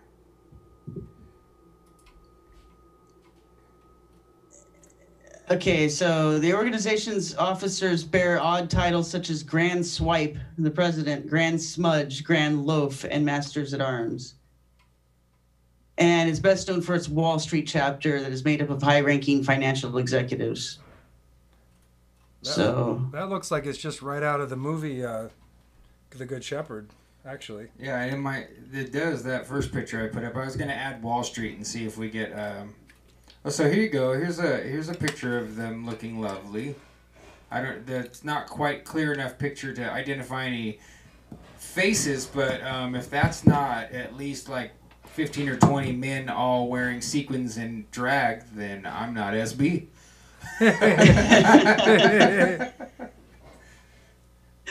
Wow. Okay. That so picture yeah, is that's just disturbing. We need to just superimpose Plus Ultra Picture Show right there, and that's it. The meme's done.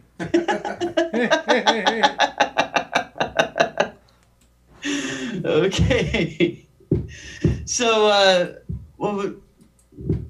where were we in our sort of general narrative here? Do you remember? Well, this ties into the Jesters. I mean, I love that you were taking it in a Secret Sun direction with Christopher Knowles, because, well, I'm still itching to eventually, if he ever wants to come on the show, he's completely welcome. And if we were gonna do it, I'd love to make it very organized and even go as far as scripting or outlining a bit so that we could get in as much as we can, because his synchromysticism is off the charts. There's nobody else out there like it that is able to articulate the connections and why effectively. That's what I like about Christopher Knowles. I agree. And he would have some interesting stuff to say about this Superman connection, because he's someone who's actually written a book about occultism in, the original superhero comics. So there's a whole chapter about Superman in there. And, he pointed out that he was this Jewish hero and that he's sort of a golem figure too. Yeah. And then I learned other things about him, and I don't know what Chris Knowles would have to say about it, but I'm sure he would have a lot of stuff to add, because interestingly, Superman, Lois Lane, is based on a woman that the person that invented Superman used to know in high school, and her last name just so happens to be Rothschild. Yeah. Lois Rothschild. I remember that. Yeah, because when I found out that that Superman was like the Ubermensch Jewish golem / hero, I was obsessed for a little bit, at least for an afternoon of Googling, and I remember that it was unrequited love for Lois Rothschild that inspired Lois Lane. I wonder if he also inspired the Lois from Family Guy, because she was from a wealthy family. Yeah, and she's the archetype of the Jewish mom. Maybe so. Interesting. Because I've always, that's true, right? That Family Guy, that's what it is that he's the Goyim husband and she's the Jewish wife, right? Yep. Yeah, that's it. So here's an interesting photograph. What is it? Let's see if I can get the headline on this. It says, oh no, this is Phi Beta Kappa. Because you said it was Kappa Beta Phi. Yeah. Yeah, so I was just hoping to get a picture of Bloomberg in a dress or something, but it's just not happening. Yeah, I haven't seen that. He must keep it under wraps. Oh, I'm sure there's a picture of Bloomberg in a dress. I could have sworn I've seen one.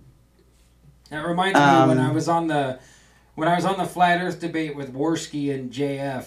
That was one of the few things that I pointed out to them that they actually, it seemed like the veil got thin and they considered more conspiratorial stuff for just a second. Like, I'm telling them all this crazy stuff about Flat Earth and everything, and I'm dropping lots of conspiracy information in all kinds of random categories. And I told them, they make these guys all wear dresses. You know, you can find Sean Hannity in a dress, Bloomberg in a dress, all these, you know, and I list off all these names. And so they stopped and did a little search, and that was the only thing I felt like was a little bit of progress for those two dolts. Like, see? And here's Dave Chappelle, and he really doesn't want to wear the dress, and they're trying to twist his arm, you know.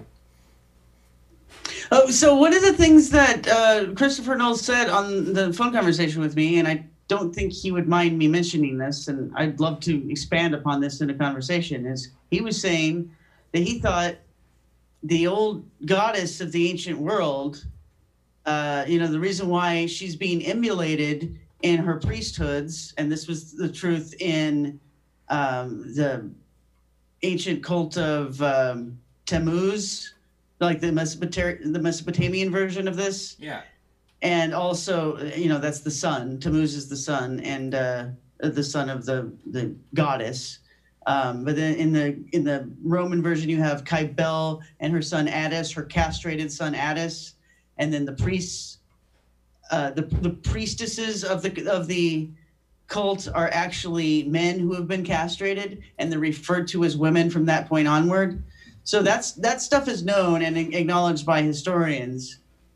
Knowles was adding on another layer and saying he thinks that the goddess herself was actually, a castrated male, and that she, was never a woman in the first place, which would...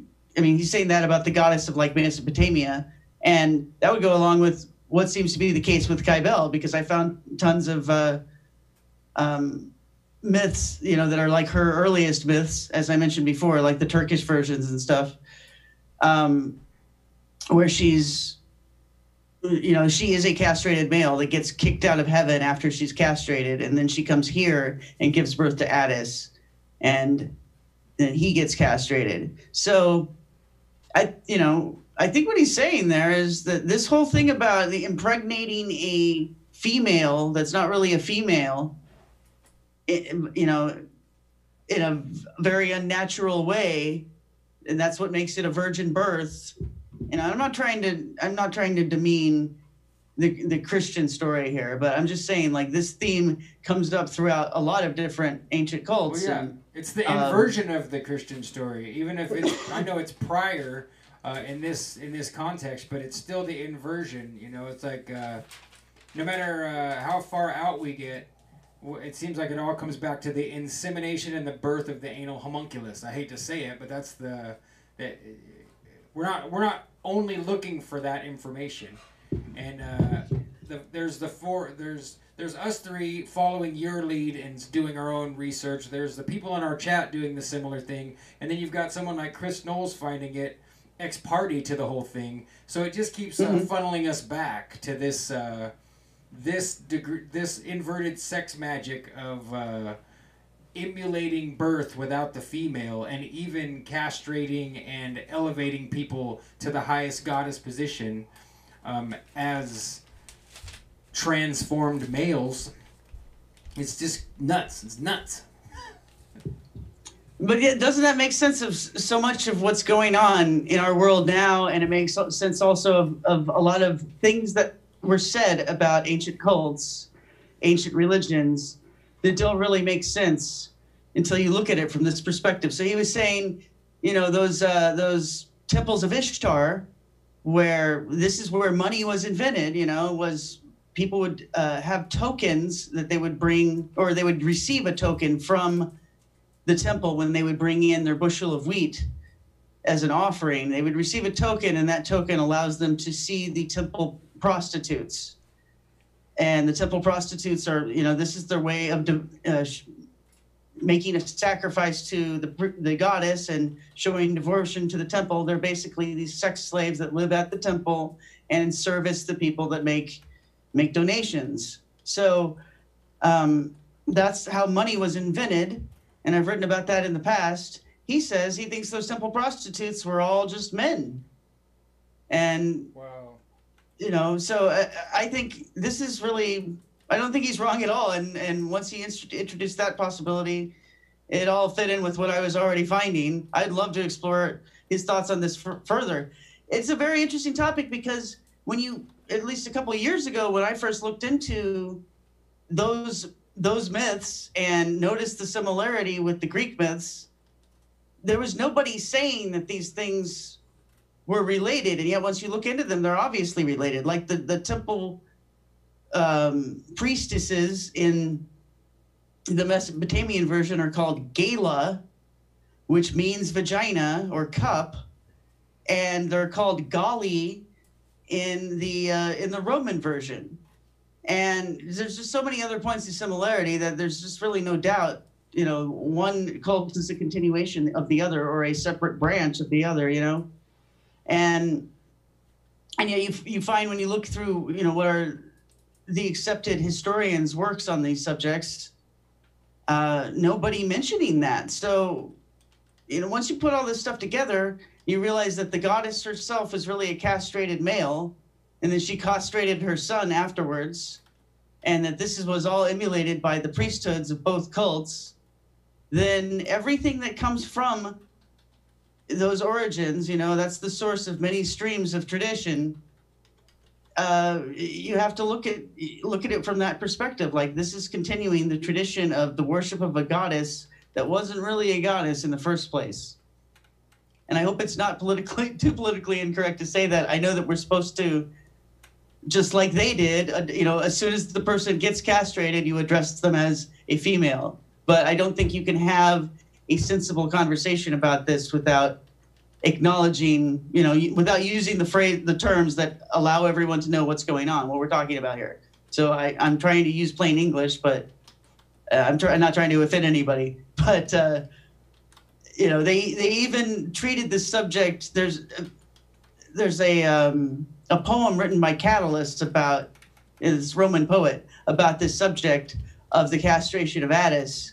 And as he's telling the story, as soon as Attis is castrated, the author changes the pronouns so that character becomes female. Interesting, yeah. And it's just amazing, yeah. Well, now that brings a lot of clarity to where we are in the world, because I feel like this definitely is a real unfolding, and the literal definition of apocalypse is uncovering. And I feel like we're being moved. I mean, I've talked about it again and again. We're being moved out of whatever the old era was. We're eyewitnessing it happening, and I don't know if it's just the beginning or if we're farther along than I think, but it seems to me like it's just the beginning. And so you're seeing this whole pushing to the front of the idea of trans everything. And I agree with Tracy that we're trying to make it presentable and good, and we certainly don't want to offend anyone. We're not here. This isn't really a political show where we care about politics so much as we're just fascinated with comparative mythology and searching out secret hidden meanings, whether it be in the myths or in the chronology of history, etc., etc. So that's just a trip. So it's not new. That's what I would take from that, I guess, is what I'm saying. It's not new. It's not that we're witnessing the bringing out and pushing to the front of men being castrated and then insisting upon being addressed in a different way than they were prior. Right. Sorry, I got this book because I want to remind myself I'd like to read a passage from it before we close tonight, because there's a passage in here. This is Norman Mailer's Ancient Evenings, and so it's from like 1982, and then there's a movie, a like 12-hour, I don't know, 27-hour, a very long movie, an art movie made by Matthew Barney called River of Fundament, that's based on this book. And so I've just gotten started reading it because it's pretty long. I've actually been working at it for a year, but I'm working very seriously at it now. But right in the beginning, because he's telling these Egyptian myths, you know, he's retelling them in a novel form, as though one of the characters is, you know, part of that whole thing. And there's some stuff about anal impregnation right at the very beginning, and the birthing of worlds in that manner. So I'd like to read it if I get a chance here. Yeah, certainly. But I also go ahead. What? No, I said certainly. We're show us the. I've still got you on the screen, but I didn't before. Will you show us the book one more time and tell us the title again, please? Sure. This is just the spine of it. It's called Ancient Evenings. Okay. Norman Mailer. And I don't know what the word fundament means. Well, fundament means base or foundation, and in a colloquial sense, but it's a colloquialism going all the way back to ancient times. It means the rear end, and the bottom. I see. And in terms of the movie that Matthew Barney made, he's even referring to it as, you know, the liquid stuff that comes out of it. In a river. Yeah, the river, river of the bottom. Yo comprendo. Now wait, so, that just reminded me. I sent you a strange picture of like Freemasonic posing on a barber chair. It's not something I can put up on the screen because it's absolutely horribly terrifying. But didn't you say that this was tied in directly to that? I remember I sent you that picture and you were like, yeah, I know about that. It's like a guy sitting in a very Freemasonic way in a barber chair, and he's been castrated, and it's a really beautifully staged photograph, so it's obvious that it's part of either it's real or fake. You can't tell. It looks so realistic it could actually be real. I don't know. But you said you thought that was like the insider art / like the real stuff going on that we can't get our hands on, that like you can't, it's not like you're going to get a copyright strike. It's like you're going to get people looking for you, and you might end up somewhere out in the desert in Arizona if you actually get a hold of this stuff and publish it or pass it around, because it's the private property of the dark occultists or something like that. Well, I think what I was saying was like, I don't think I could get away with, you know, fair use of even a little snippet of the video, because the way that Matthew Barney sells his movies, it's like you have to drop several $100s to get a copy. You know, you're not gonna. It's not okay to just pass it around, and I don't see hardly anybody doing so. But also, yeah, I do. You know, I suspect that, okay, I'm not accusing him in particular. I have no evidence, but it's like, okay, this guy's obviously dropping lots of money to make 19-hour movies that are only going to be seen by mainly some rich insiders. It's kind of like Marina Abramovich, you know. It's an art thing, and wealthy people who have the time to do that kind of stuff and the money to do that kind of stuff are the ones that are going to do it. Not very many people are going to do it. But Matthew Barney's stuff is very deep. It's very Freemasonic and occult, and usually there's a metaphor about body parts. So the Cremaster series, which is what you sent me a clip from, a Cremaster, or I don't know how you pronounce it, but I did look it up at one point. I forgot how. It's a muscle, you know, in your testicular region. It's all connected to the organs of generation. And you know anything about it? No. What was the title one more time? CREMASTER.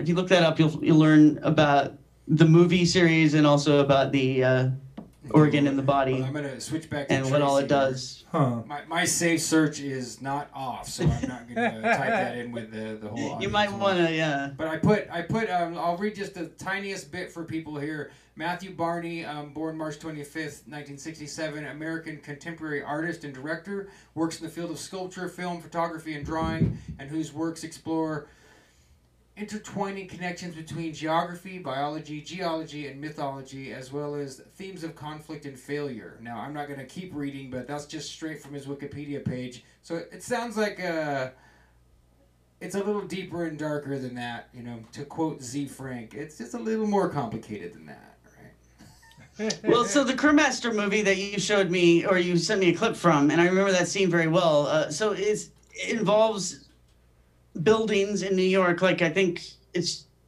they show the outside of the Chrysler building, but I don't know if they actually shot it inside the Chrysler building. I don't think so, but it's like, it's so dreamlike. You're going through all these different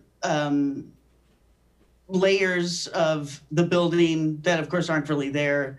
Some of the guys in the scenes are actually dressed up in Freemasonic garb, and they're doing semi-recognizable Masonic rituals, but then he's, you know, changed it and mixed it up with all these other allegories he's making. But you can kind of tell when the camera is going through all these different rooms in the building that it is some kind of biological metaphor having to do with, you know, traveling through different realms of the body.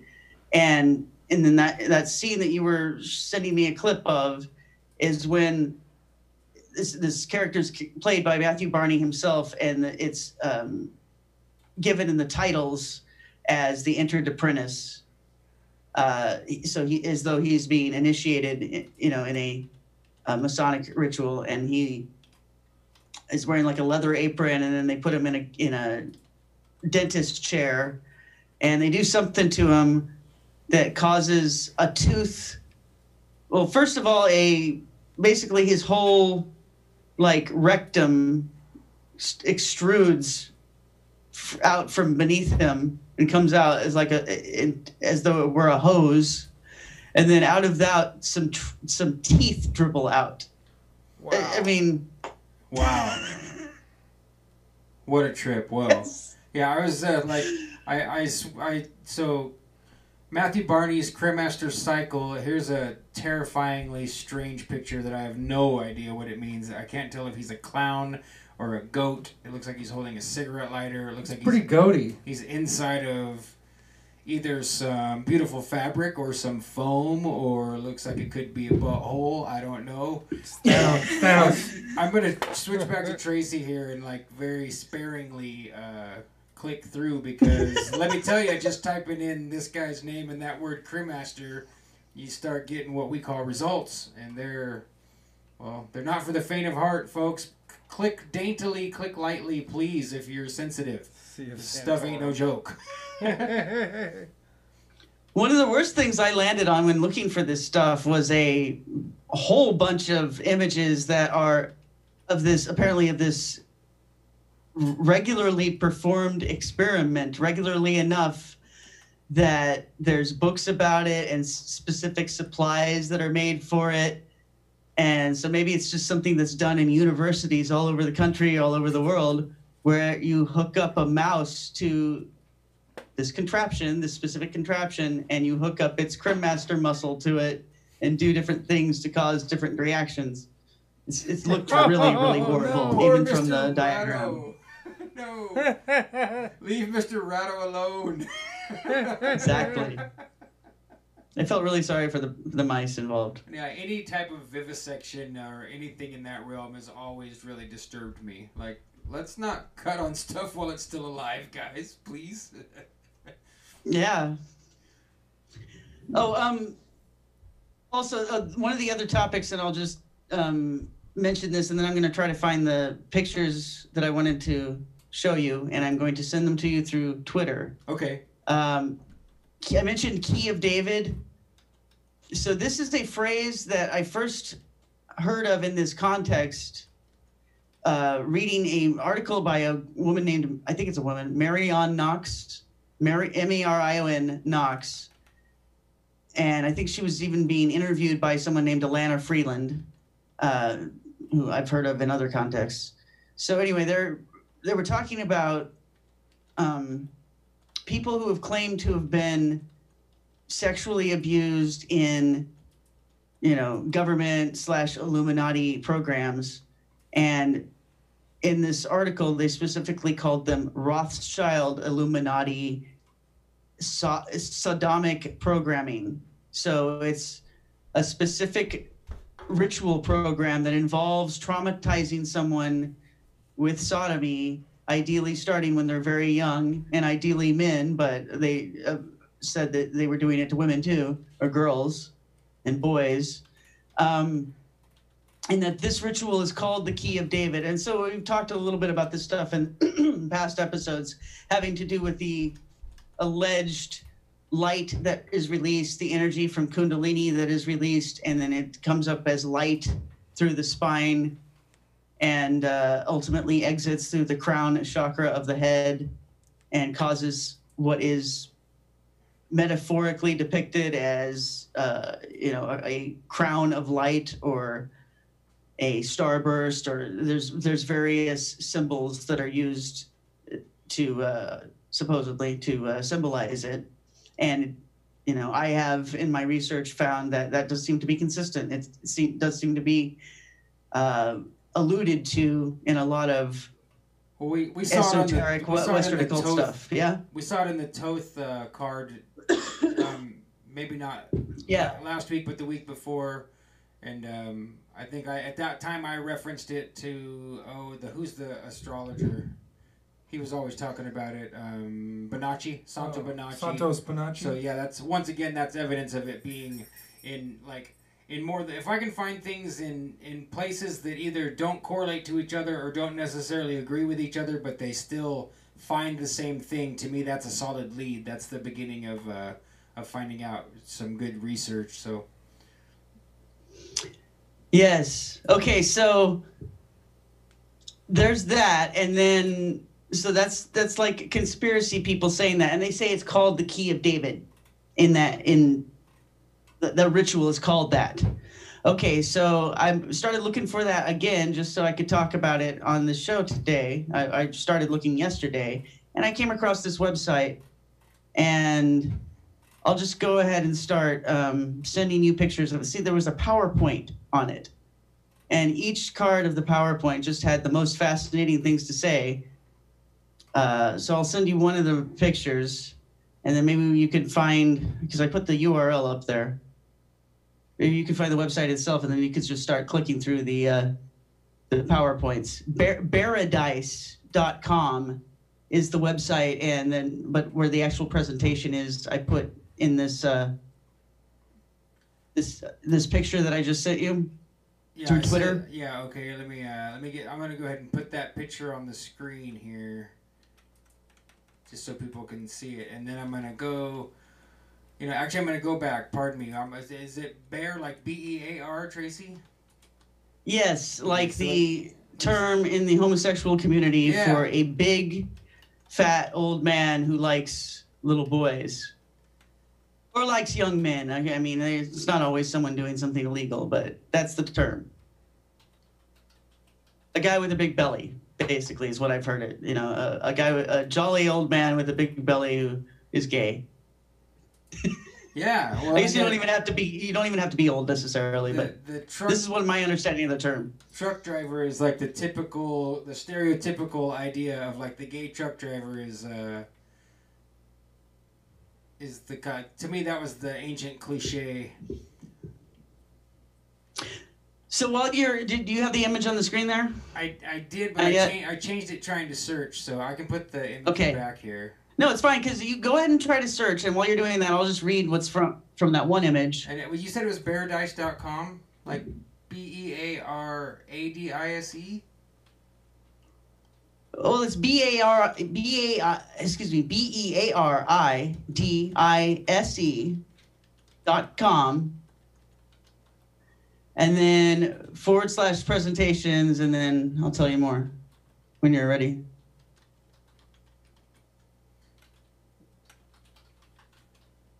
Okay, go ahead. /KOD 48. KOD 48.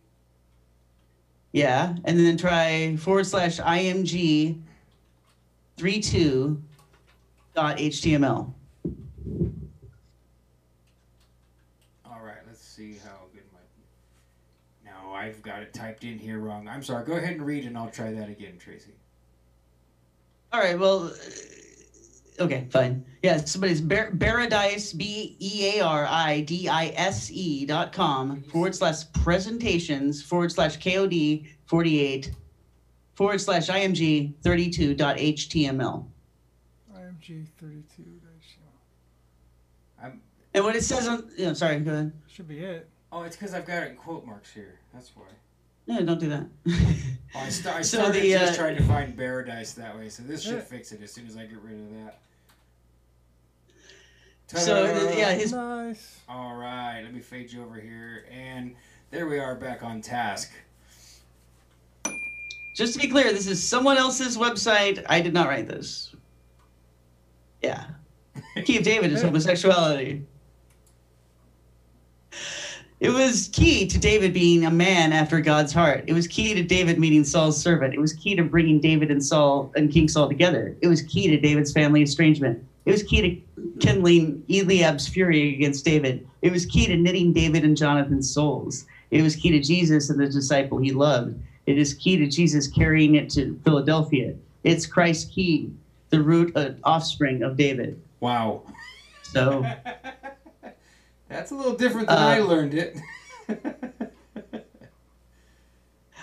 So I should actually get in there too, so that I can follow along there. But what? So go ahead and click the next card and tell me which one it is. Okay, so one click to the right brings us to the open closet door. You want me to read it? Yeah, do. Go ahead. Thanks. We'll just take turns here. The open closet door, Jesus, and once again, this is not our website. If you're just now tuning in, Tracy's taken us to a far reach of the internet, and here we are on slide 2. Jesus has the key of David, which opens the door of his homosexuality. Through his brotherly lovers, members of the Assembly of Philadelphia, he says to Philadelphia, "Behold, I have set before you an open door which no one can shut. He is out of the closet forevermore." And Tom Hanks was in the movie Philadelphia. That's crazy. The movie Philadelphia is all about the AIDS controversy and homosexuality. We were talking about Tom Hanks' Instagram earlier. Yeah. So I'm going to click the next slide. I'll just keep reading unless... I mean, if you want to still take turns, Tracy, I just know that you're probably either lagging from watching our feed or you're still trying to get to the same spot I'm in. So I'm almost there, though. So, okay, so read the next one, and then I'll be right with you. Opens truth, shuts lies. He who opens and no one can shut, and shuts and no one can open, says these things. Jesus opens the door to the certainty that homosexuals are welcome in his kingdom, for he is homosexual too. No one can successfully challenge this. He shuts the door on the anti-gay lies. The lies are dead, their promulgators shocked to silence by the truth. So this is now this phrase, opens the door no one can shut. I saw that in Google image search. When I looked for Key of David, I found several slides from totally different websites that seemed more normal that said, it's the key to a door that can never be shut again. And I did, like, right away just think, okay, that sounds really dirty. Right. Yeah, it's... Never mind. I mean, this is a pretty far cry from any interpretation of the book of Revelation I've ever seen. So, I mean, if anything, it's just a really fascinating and taboo anomaly to find a page where someone's not just trying to fit their homosexuality into the schema of Christianity, but at this point taking it even farther and saying that not only is Jesus also gay, but that he's clowning out all of the people that would be against it here in the book of Revelation. You know, he's putting them all down and saying, nope, this is the path we're going. And if you click through a few more slides, then you'll get to where he he interprets the story of David and Saul in a homoerotic manner. And it's pretty amazing. So here's anti-gay pulpiteers. How many of them should I read? Should I jump ahead to what you just said and read that one, Tracy? I'm clicking through. I didn't remember the stuff about the 144,000 and who that's gonna be. But I'm gonna try to find some of the juicier stuff here right now. I mean, it's all kind of making the same argument, but Let's see if I can make this one. Oh my God. It's just shocking. This is. I'd say this one is more shocking than the one I found the other day that claimed that that Satanism was the original religion. SpiritualSatanism.com, I think it was. I was dumbfounded, like, whoa, this is so strange. Okay, I went to IMG 45. I clicked ahead a little bit, and this one says, "Who is the bride? 144,000 who will follow the Lamb wherever he goes, as would a wife. The 144,000 are men not defiled with women, yet are incongruously equated as young women ready for marriage. They are first fruits to God and to the Lamb, distinguishing them from all others, befitting an intimate relationship." So he seems to think that in the new earth, it's just going to be men married to Jesus. Well, yeah, and this fits into what I mean. This transitions perfectly from where we were when you brought Christopher Knowles into the conversation and his work. That so maybe the castration and elevating of men as goddesses or temple prostitutes is just the mock ritual of this. Maybe this is where. Go ahead, please. Sorry. No, it's just it ties in with the Templars. It ties in with their oath not to deny one another's sexual overtures, which is came out with the secret statutes. One of the things Harrison Lindenfield talked to us about, and that it's like they were married to each other, basically. And they were anticipating that their actions on the battlefield capturing the Holy Land were going to bring about the end times. They thought that they were fighting the final battles. So, yeah, this ties in exactly to everything we've talked about on almost every show. Paradise. Sorry, I'm sorry I interrupted.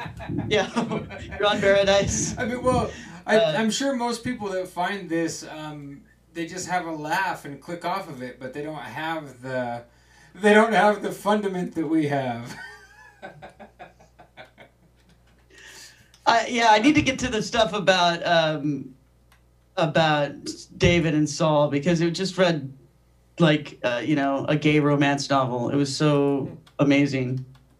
I'll have to try to find it here. I'm clicking through the slides here too. So who is the bride? Revelation 14:4 is the key to the bride. Oh, there it is. Here, I saved some in my on my computer, so maybe I'll look to see what those were called, the ones that I really wanted to save. It's pretty extensive. Okay, image number 8 talks about David, if you can find that one. Yeah, I'll just key it in here. Yeah, img.8. That'll get you there. 404. I did something wrong. Well, I'll go ahead and read while you're trying to find it. Yeah, go ahead. So, our first meeting with David has a single topic.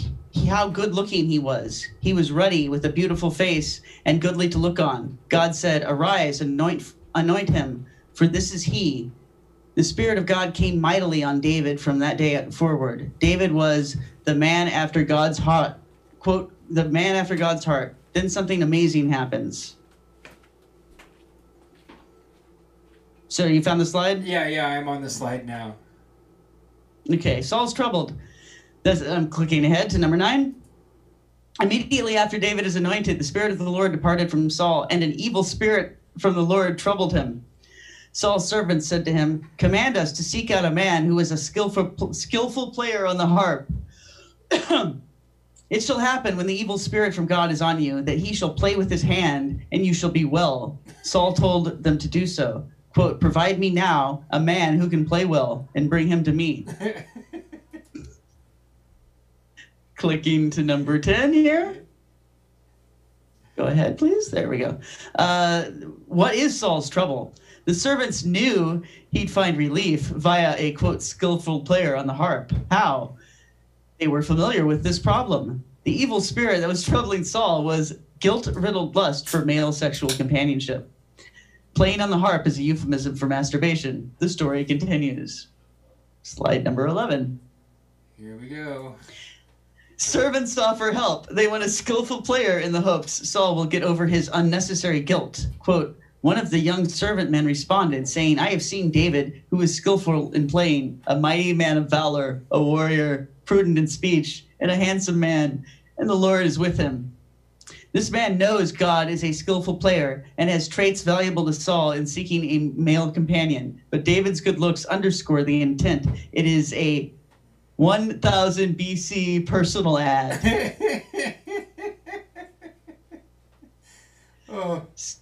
Slide number 12. David's skillful playing. I'll read the titles. Go ahead. No, okay, or you could take over. I'll if you read wanna this one. So I'm trying not to laugh. Saul summoned David to the palace. It was love at first sight.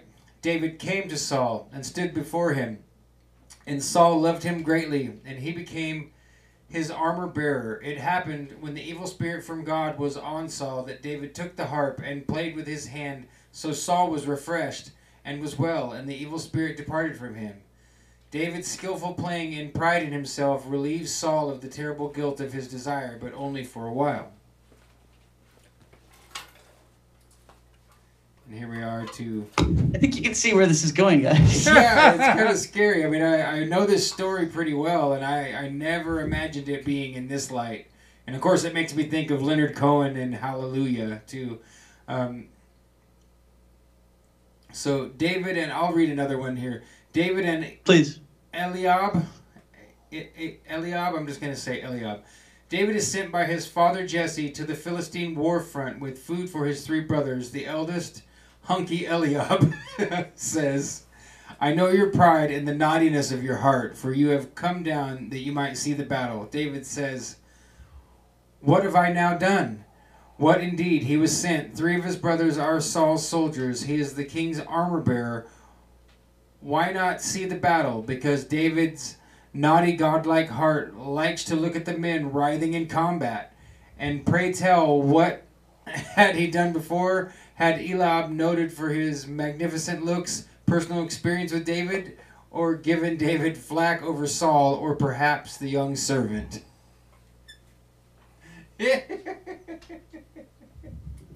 So the next slide has hearts around the name David and Saul, Jonathan. Jonathan's the new guy. Jonathan was the son of King Saul. As with his father, when Jonathan saw David, it was love at first sight. Quote, "The soul of Jonathan was knit with the soul of David, and Jonathan loved him as his own soul." Lest we miss the point, loved him as his own soul is said 3 times in the book. The author wants us to know this was beyond simple friendship and uses many literary devices to convey this.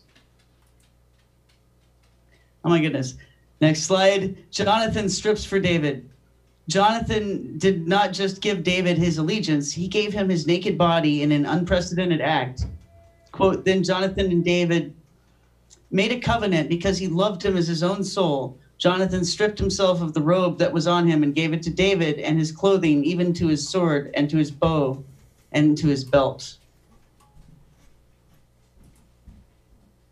Saul tries to kill David. Saul was jealous and in awe of David. Twice Saul tried to spear David while he was playing with his hand, as he did day by day. Each time the, quote, "evil spirit of the Lord came upon Saul." Didn't playing relieve Saul of his evil spirit? David was playing his harp instead of Saul's. David was playing his harp instead of Saul's. David's masturbation reminded Saul of his terrible guilt for desiring men such as that it moved him to violence. Go ahead, do the next one, please, if you don't mind. Yep. Saul is enraged at Jonathan. You son of a perverse, rebellious woman, don't I know you've chosen David to your own shame and to the shame of your mother's nakedness? Perverse, rebellious, son of a bitch, shameful choice of David, shameful nakedness. My son is queer and has given David the kingdom. Saul was so angry that he threw a spear at Jonathan with intent to strike him. David prepares to flee. Saul is now determined to kill David. David and Jonathan know this may be their last time together. David fell on his face to the ground and prostrated himself 3 times. They kissed one another and wept, a man with his lover, until David, made erect, exceeded. This would be like the what do they call, the amplified version of the Bible? This is the gay amplified version. Yeah, the gay amplified version. And I mean, it's really interesting because it sure works, you know.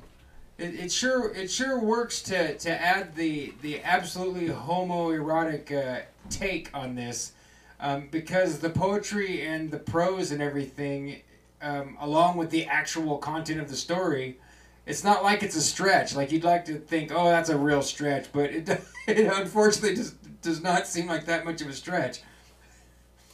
Especially, yeah, think about how David was depicted by Michelangelo. Yeah. And I think this last slide we could stop this reading with this one because it really has a good ending punchline to it. Okay, you want me to read it or are you gonna do it? I'll read it. Okay, David's love song. When Jonathan died, David wrote a love song to his memory. Quote, I am distressed for you, my brother Jonathan. Very pleasant have you been to me. Your love was wonderful to me, passing the love of women. David became king of Israel and the prophesied forefather of the Messiah. So, yeah, exactly. It does work to interpret it that way. And do you remember the stuff about the secret gospel of Mark or the claim that there is a secret gospel of Mark? Are you familiar with the story? Yeah, I've never searched it out, but yeah, I'm familiar with that.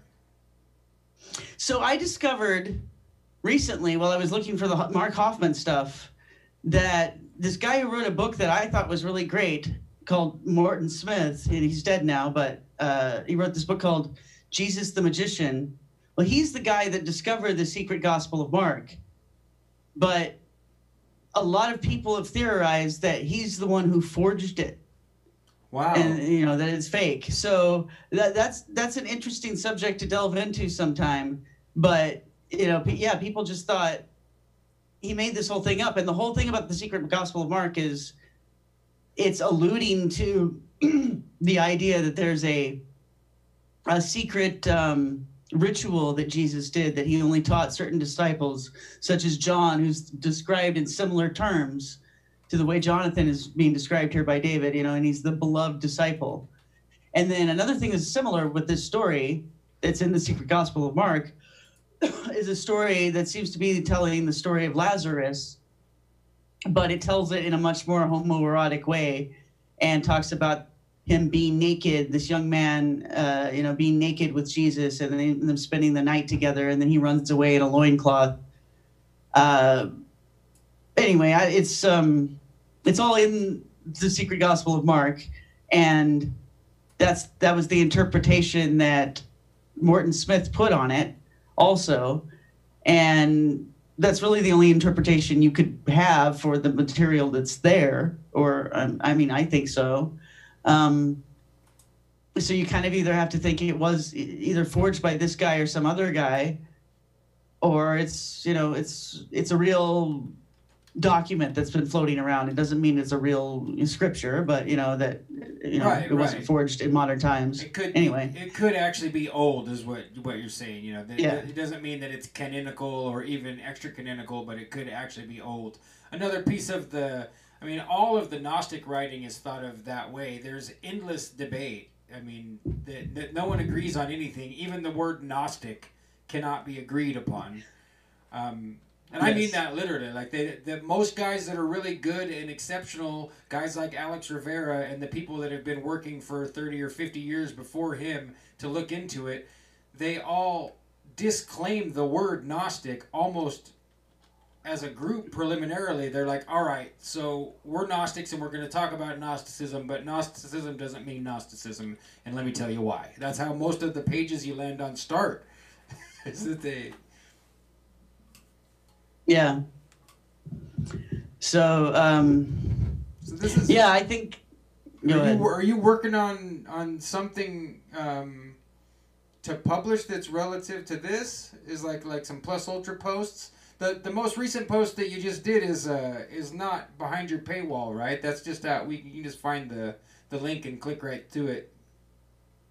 Yes, it's out in public at the moment. Okay. That post. It's called Rothschilds, and I don't know.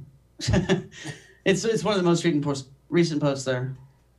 Yeah, I had the link Called, up there, but in all this searching, I've kind of bounced my tabs around here. So,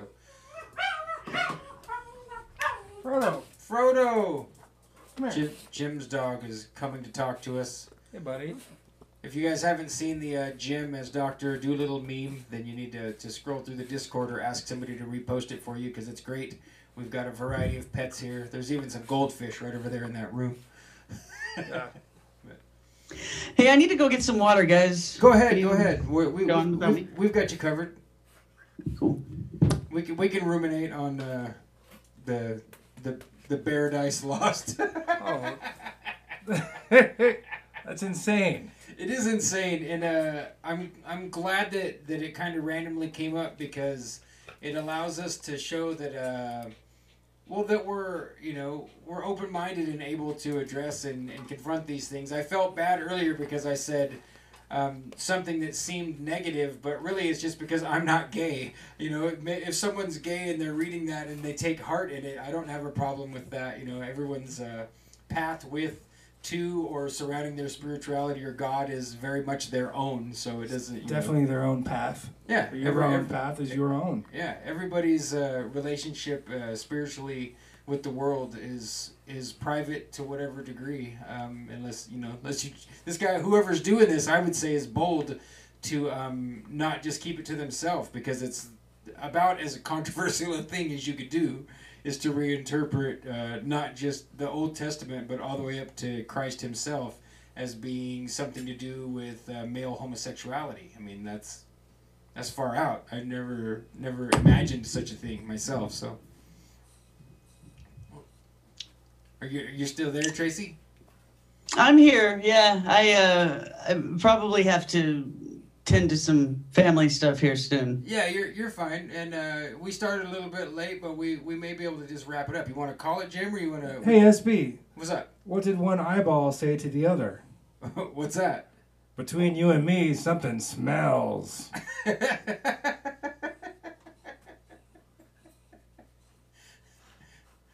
Did you catch that, Tracy? I did. Did you come up with that yourself, Jim? Did you come up? No. No, I searched on the internet for like 3 hours and then I found it. It's the perfect joke. So, are you in an urgent way, Tracy, that we should let you go? I wouldn't say it's necessarily urgent, but I have sort of run out of things that I had prepared for topics tonight, unless you want to elaborate. Well, the other thing I was going to address with you was, I know that we successfully saw you test, and I participated in the test of being able to call in, and I was wondering how we could work that out so that we could use it over here on my channel. I'm excited to do something where we can have... I was thinking we should plan a telethon over on your channel. I don't know if we want to do a 24-hour telethon, but we could do, maybe a shorter one. But I like that idea, because I thought that was the whole point, was that you were trying to get the Super Chats up and running. Is that true? Were you able to successfully get Super Chats on your YouTube channel? I am allowed to do that now, so I will be doing that soon.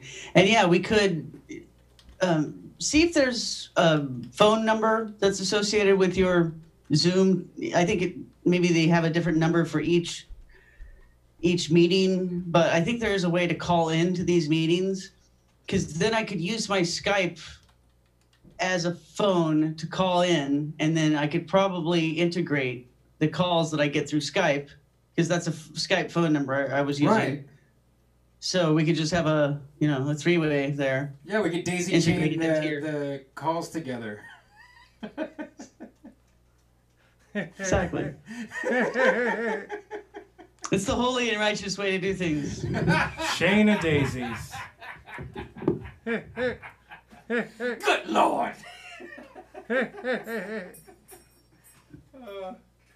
Oh, it's just killing me.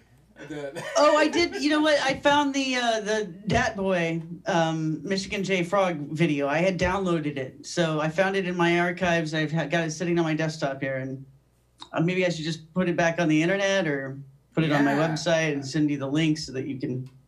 I don't know. We could put it in the Discord or something. Yeah, I love this idea. I mean, it's only about 30 seconds long too, so. Yeah, but if it's not up there and you found it, then we should definitely put it back up on the web so other people can enjoy it. Okay, I'll be doing that soon then, and I will post pictures of the jewels worn by jesters that involve the Billiken bending over. It's even kind of, there's one that's like an arch of hysteria sort of thing. And the other one, he's bending over the other way. But Right. he's displaying that red jewel there around the rectum area, and it just seems like there's a lot of meaning there. Well, it made me So I'm think gonna of the post some of rose. I know that was one of the references that sub rosa, under the rose. I know that you had brought up in the past that there was allegory there alleging that the rose is a abused anus or a prolapsed anus, and so for the red jewel to be right there in the same place, it makes me wonder if that's not just once again redundant symbolism of all of this stuff. Oh, you know what? But yeah, I said I wanted to read this passage from Ancient Evenings before I left please tonight. do, So, please do. mind if I go ahead and try to find No, it? let me.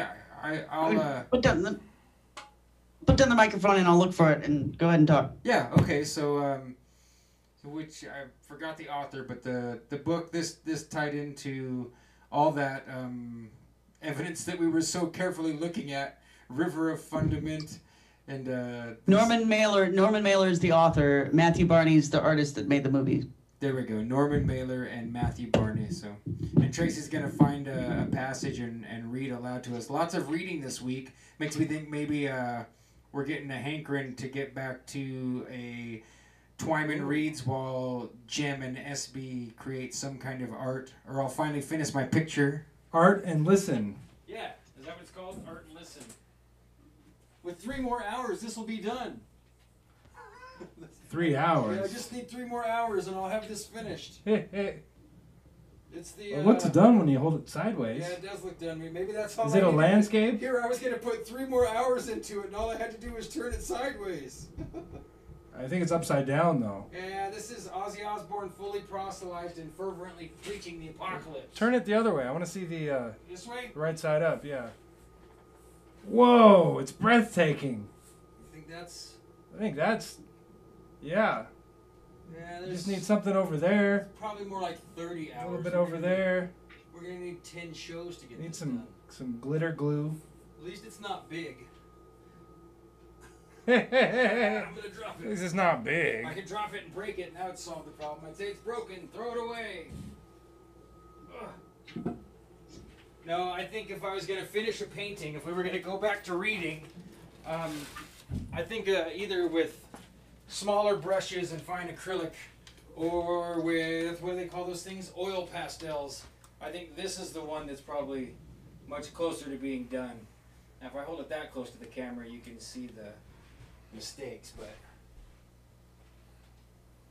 it was the next week when I came in, Jim, and saw this. I was finally happy. Like, oh, this one looks pretty good, actually.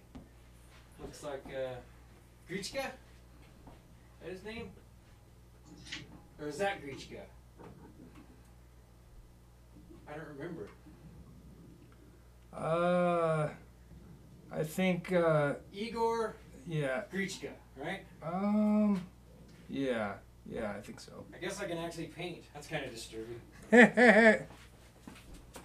So when Plato first met Socrates, Plato said, "Why don't you ever have a girlfriend?"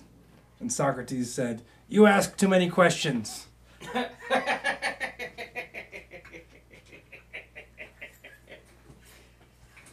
think that's probably an honest criticism of Plato by a lot of people. You ask too many questions. How many Marxists does it take to change a light bulb? How many, Jim? None. The light bulb contains the seeds of its own revolution.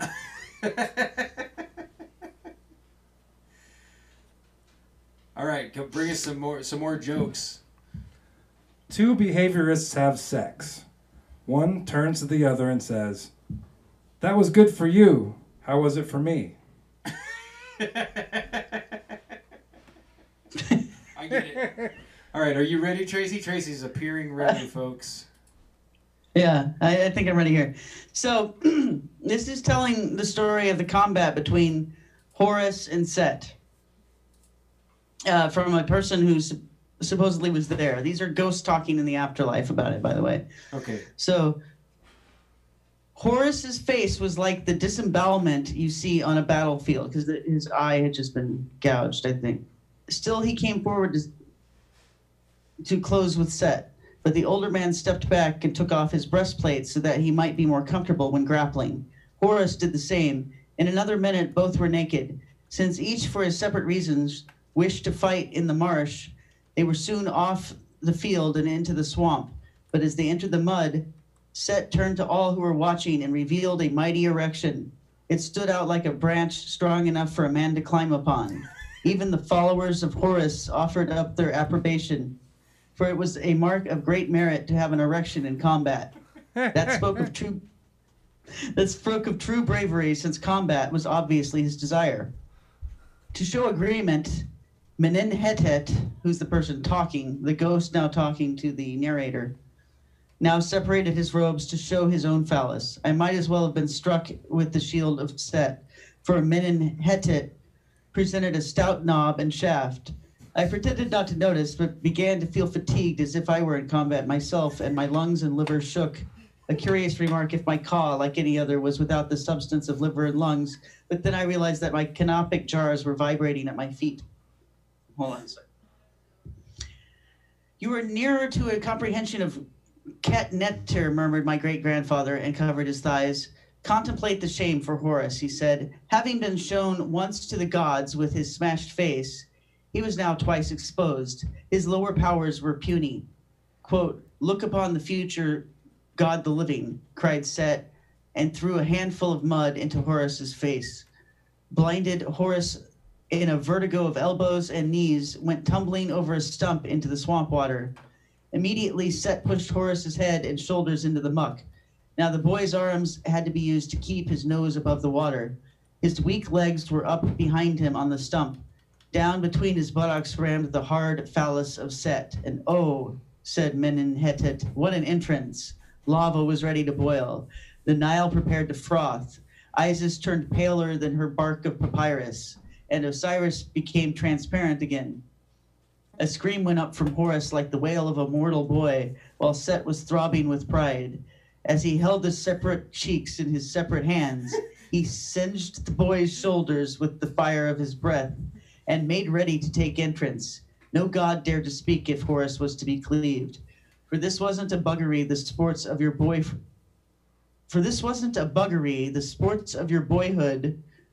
where one coward inches up the lost resistance of another.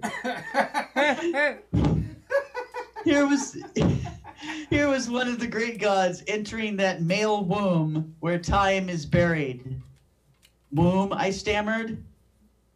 "In Karanetter," said Menenhetet, "there is a river of feces deep as a pit. Across it the dead must swim. The caw of all but the wisest, most prepared, or most courageous will expire in that river, weeping for their mother. They have forgotten how they came out of her. Between urine and feces we are born, and in water do we die the first time, slipping off to death on the release of our waters. But the second death is in the full pits of the duad. Do I sit before you and release flatulence? Do you smell every odor of the constipated, the gluttonous, the sulfurous, the caustic, the fermentative, the infectious, the rotten, the corrupt, and putrescent? It is because I had to swim the river of feces and succeeded in crossing only at a great price. The spirit of human excrement is now in the breath of my caw, which is to say in my emotions and in my irregular courtesy. You know, it kind of goes on like this. But the thing is, like, as it goes on, it goes on to the story of Horus and Set, which I've told a little bit before. This gives a lot more detail, and I'm sure it's based on, the real stories. So, this whole thing about, who sodomizes the other in these two competing figures of Horus and Set becomes part of the battle between them later, just like the next day in this story, where Set tries to sodomize Horus while they're both sleeping, and he's kind of in a dream state while he's doing it. Set is, but Horus manages to trick him, so Set thinks that he's successfully buggered Horus. But it was really just a dream. Huh? But it was really just a dream, or did I catch that wrong? Well, it was no. He really did it, but he was asleep while he was doing it, so he didn't realize that he didn't actually deliver the deposit inside of Horus. That Horus caught it on his hands instead. Okay. And then he goes out and he wipes it on some lettuce in a field where Set likes to go and eat lettuce every morning. Right. So then Set ends up eating the lettuce, and it gets inside of him. And oh, that's right. And then Horus also adds his own deposit to that. His own dressing. Salad dressing on the lettuce. Yes, exactly. So Set ends up ingesting it, and then Set brings up what he thinks is the sodomy incident to the Council of the Gods later that day, as if to say, "Well, I've conquered him, so I'm the winner." And then it turns out that Horus is able to prove that he's actually the winner, because there's no sperm inside of him, but there is inside of Set. Right. And they ask for the spirit of the sperm to rise up out of wherever it is to make a testimony to who's telling the truth. And it comes out of the crown chakra. It comes out of the head of Set. And then in the story that I've read, not in this Norman Mailer story, but in the other version that I've read, it like becomes a sort of lotus flower type thing floating above his head, and then Horus is able to grab it, and he uses it as his crown to declare himself the king and the winner. So the whole story is mixing together all these things that we talked about right. the key of David. That brings it full circle, exactly. I mean, for a lot of the folks that are here following along are completely with you on that, and it's making the little lights and buzzers go off in my head. As absolutely taboo and weird as it is, it's worth it because we're trudging a particular road, and we're not ready to give up on this road by any means. We think we're on task here to uncover the true secrets behind all of the combined secret societies, or I guess what would be the one society that ties them all together without them knowing it. It would be a better way to put it, that behind the scenes there's this gay sex death cult that involves remaking the world and declaring yourself God, What was the name of that book again, Tracy? Yeah, the book and the Norman Mailer, and the title one more time, please. Ancient Evenings. Ancient Evenings. Okay. Evenings. Yeah, that's pretty far out. I'm not sure if we can take this episode any farther, Jim. But I think we should seek out this footage. Find out how we can get I assume you can't get like 19 hours. This thing is very long. This River of Fundament thing, but. I don't know what format you can get it on where you can watch all of it, what you would have to do to see it, but I think we should pursue whatever that is, because I think there's a lot of stuff in there. that we should know about, you know? Definitely, and what I would say in that vein is that this is the path you always find yourself in, and this is a way that we all know that whatever we have learned is barely scratching the surface. Because if you've been to the Rare Books room at Powell's City of Books in Portland, Oregon, and you've looked into the glass case at the books that you'd like to buy, and you've looked into your wallet to see how you're doing, then you know, like, all the real information is hidden behind big time paywalls. It's not $10 a month. It's $100 a copy, $1,000 a copy. It's, you can buy it for $200, but you're not allowed to let anyone else see it, etc., etc. So I agree, Tracy, that I would love to find out at least what it takes to get a copy.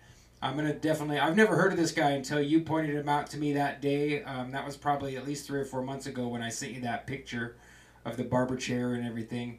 And I'd forgotten about his stuff. I'd only looked him up just like I did on the show today, long enough to be like, okay, it's an artist. You know, that's all I knew.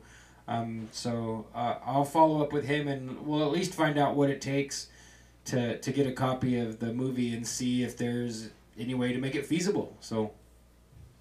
Yeah, and I would love, you know, I'm sure we're probably within like 2 or 3, you know, layers of separation from people that get invited to this stuff. And, you know, I don't want to go to the scary after parties or anything like that, but I would love to see, you know, I would go to a Marina Abramovich show just to see it if someone was on the list and invited me.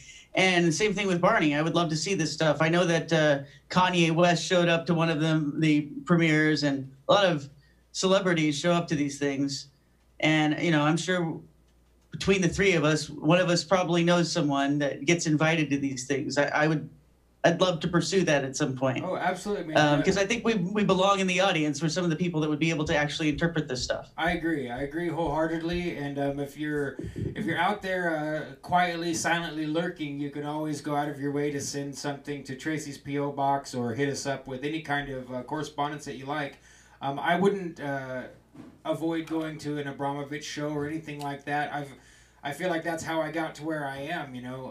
I don't want to go to the crazy after parties either, but I've never avoided being right at the cutting edge of avant-garde art, music. You know, it's who I am. So, you know, I might judge Marina if I went to her show. I definitely judged her on the stuff that Daz posted earlier on the Twitter of her, like, did you see that, Tracy? She made like a VR video game that's like supporting you know, everyone taking action and getting an empathetic insider's view of her own drowning and their own trapped eventual death from their VR goggles because of global warming. And like, so like if you haven't looked that up, folks, take a look. It's her most recent work, started 2018, I think they said, and it's a video game VR thing where you can scare the living shit out of yourself about the potential into the world by flood. I think this ties into all the ocular hijacking that I've talked about in the past, which I think is a real thing. It's a spying technique. It's also a mind control technique. It's a torture technique to mess with people's brains, to hack into their brains and then either watch what they're seeing and feeling or feed something else into them instead. Or you give them even a feedback loop of what they themselves are thinking and feeling. And I just suspect that Marina Abramovich is part of the crowd that plays with things like that. Oh, I know it exists. Yep, me too. And I think you're right. So anyway, For sure. I think that's kind of what this is alluding to. Go ahead. I saw a video. It was from a long time ago, maybe 10 years ago, where they had a cat, and they put the cat, like, kind of strapped the cat down, like, what's that movie called? Where they... Yeah, Clockwork Orange. Like a Clockwork Orange. They strapped the cat down and showed him a TV screen, and they had electrodes on the cat's brain, and they were recording what the cat saw, and they had a video of what the cat saw through the cat's eyes, and it was pretty close to what the cat was actually watching. I mean, they showed the cat like a Indiana Jones movie, and the monitor that was showing what the cat saw was like pretty much like a sort of a tunnel vision of this Indiana Jones movie. It was black and white, but all the people's faces through the cat's eyes had cat faces. It was pretty creepy, yeah. Maybe we should find that video and throw it up there. You think Oh, it's yeah. up there right now? You think we can find it? Yeah, I found it the other day and put it on Discord. It was Oh my god. it was Do you know the title? let me type it in, find it. Because, yeah, that sounds... I remember you telling me about it. This also reminded me of... Tracy, have you ever seen that footage of the old Russian surgeon or scientist who, like... it's like pretty much necromancy with a dog. Like, he cuts the dog's head off and then animates it in a metal pan, and then supposedly puts it back on the dog's head and makes it work again. Yeah, I've seen it. Yeah, that's making me think of the old school, man, like VHS, Faces of Death, and all this old spooky, weird stuff. So you're telling me that my cat thinks I'm a cat? Yeah, that's what it That looked would like. explain a lot. So yeah, Am I saying meow meow meow to her? Is that what she thinks? I don't know about the meow, what do you but it was pretty weird. Can't see through their eyes. We would have to hear what they hear too. If you could just integrate that, yeah. There's probably everyone walking around with a cat head, saying meow meow meow. She's giving me the worst look right now too. They always do, don't they? Unless you're petting them or feeding them, I guess. Yeah, she usually has a resentful look on her face, but I don't think she means to be that way. It's just the shape of her face. That's at least what I tell myself. I don't know.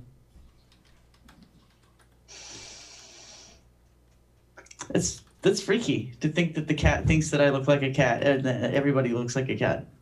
It would kind of make sense. I mean, I don't know. It's. I think that everybody sees everything relatively. You'd be like, well, Right.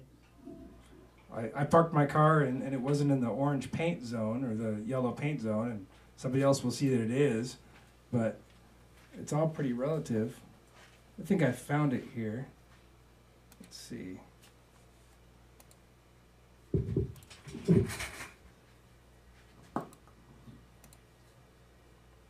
Whoa. I just pet the frog. Oops. Shoot. Forward. Waiting for the cat head video. Waiting for the cat head video. These frogs are patiently waiting. More and more, we will be able to measure and understand how our brain cells function. Deciphering our consciousness is another question. But the experiments of Dr. Yang Dan have proved that in principle, it is possible to read and to understand the brain. I didn't know that we started this thing again. So this is a digitized movie. We present this to the animal, and we record the activity of their visual neurons. And these electrical signals that we recorded from will travel through these cables. She managed to tap the vision from the brain of a cat and to reconstruct what the cat sees onto a computer screen. So this is a digitized movie. This particular movie is a short clip from Indiana Jones, I Step think. in here where I can see closer. Here we see the two images next to each other. On the left, the image that was shown to the cat. At the right, the image that is tapped out of the cat's brain. The picture has a lot of random flickering, the noise. That's probably the noise of the actual neurons, because they sometimes fire spontaneous spikes. We consider those noise, but maybe they reflect something else, maybe the thoughts or something. But we can't distinguish that. So when we use all of those, thinking that they represent visual information, this is the reconstructed one we come up with. It is the first time an image was tapped from a brain. It proves that we can read and understand the grammar of it. The face is recognizable, but I still can't avoid the impression that the face has something cat-like. Meow. Meow.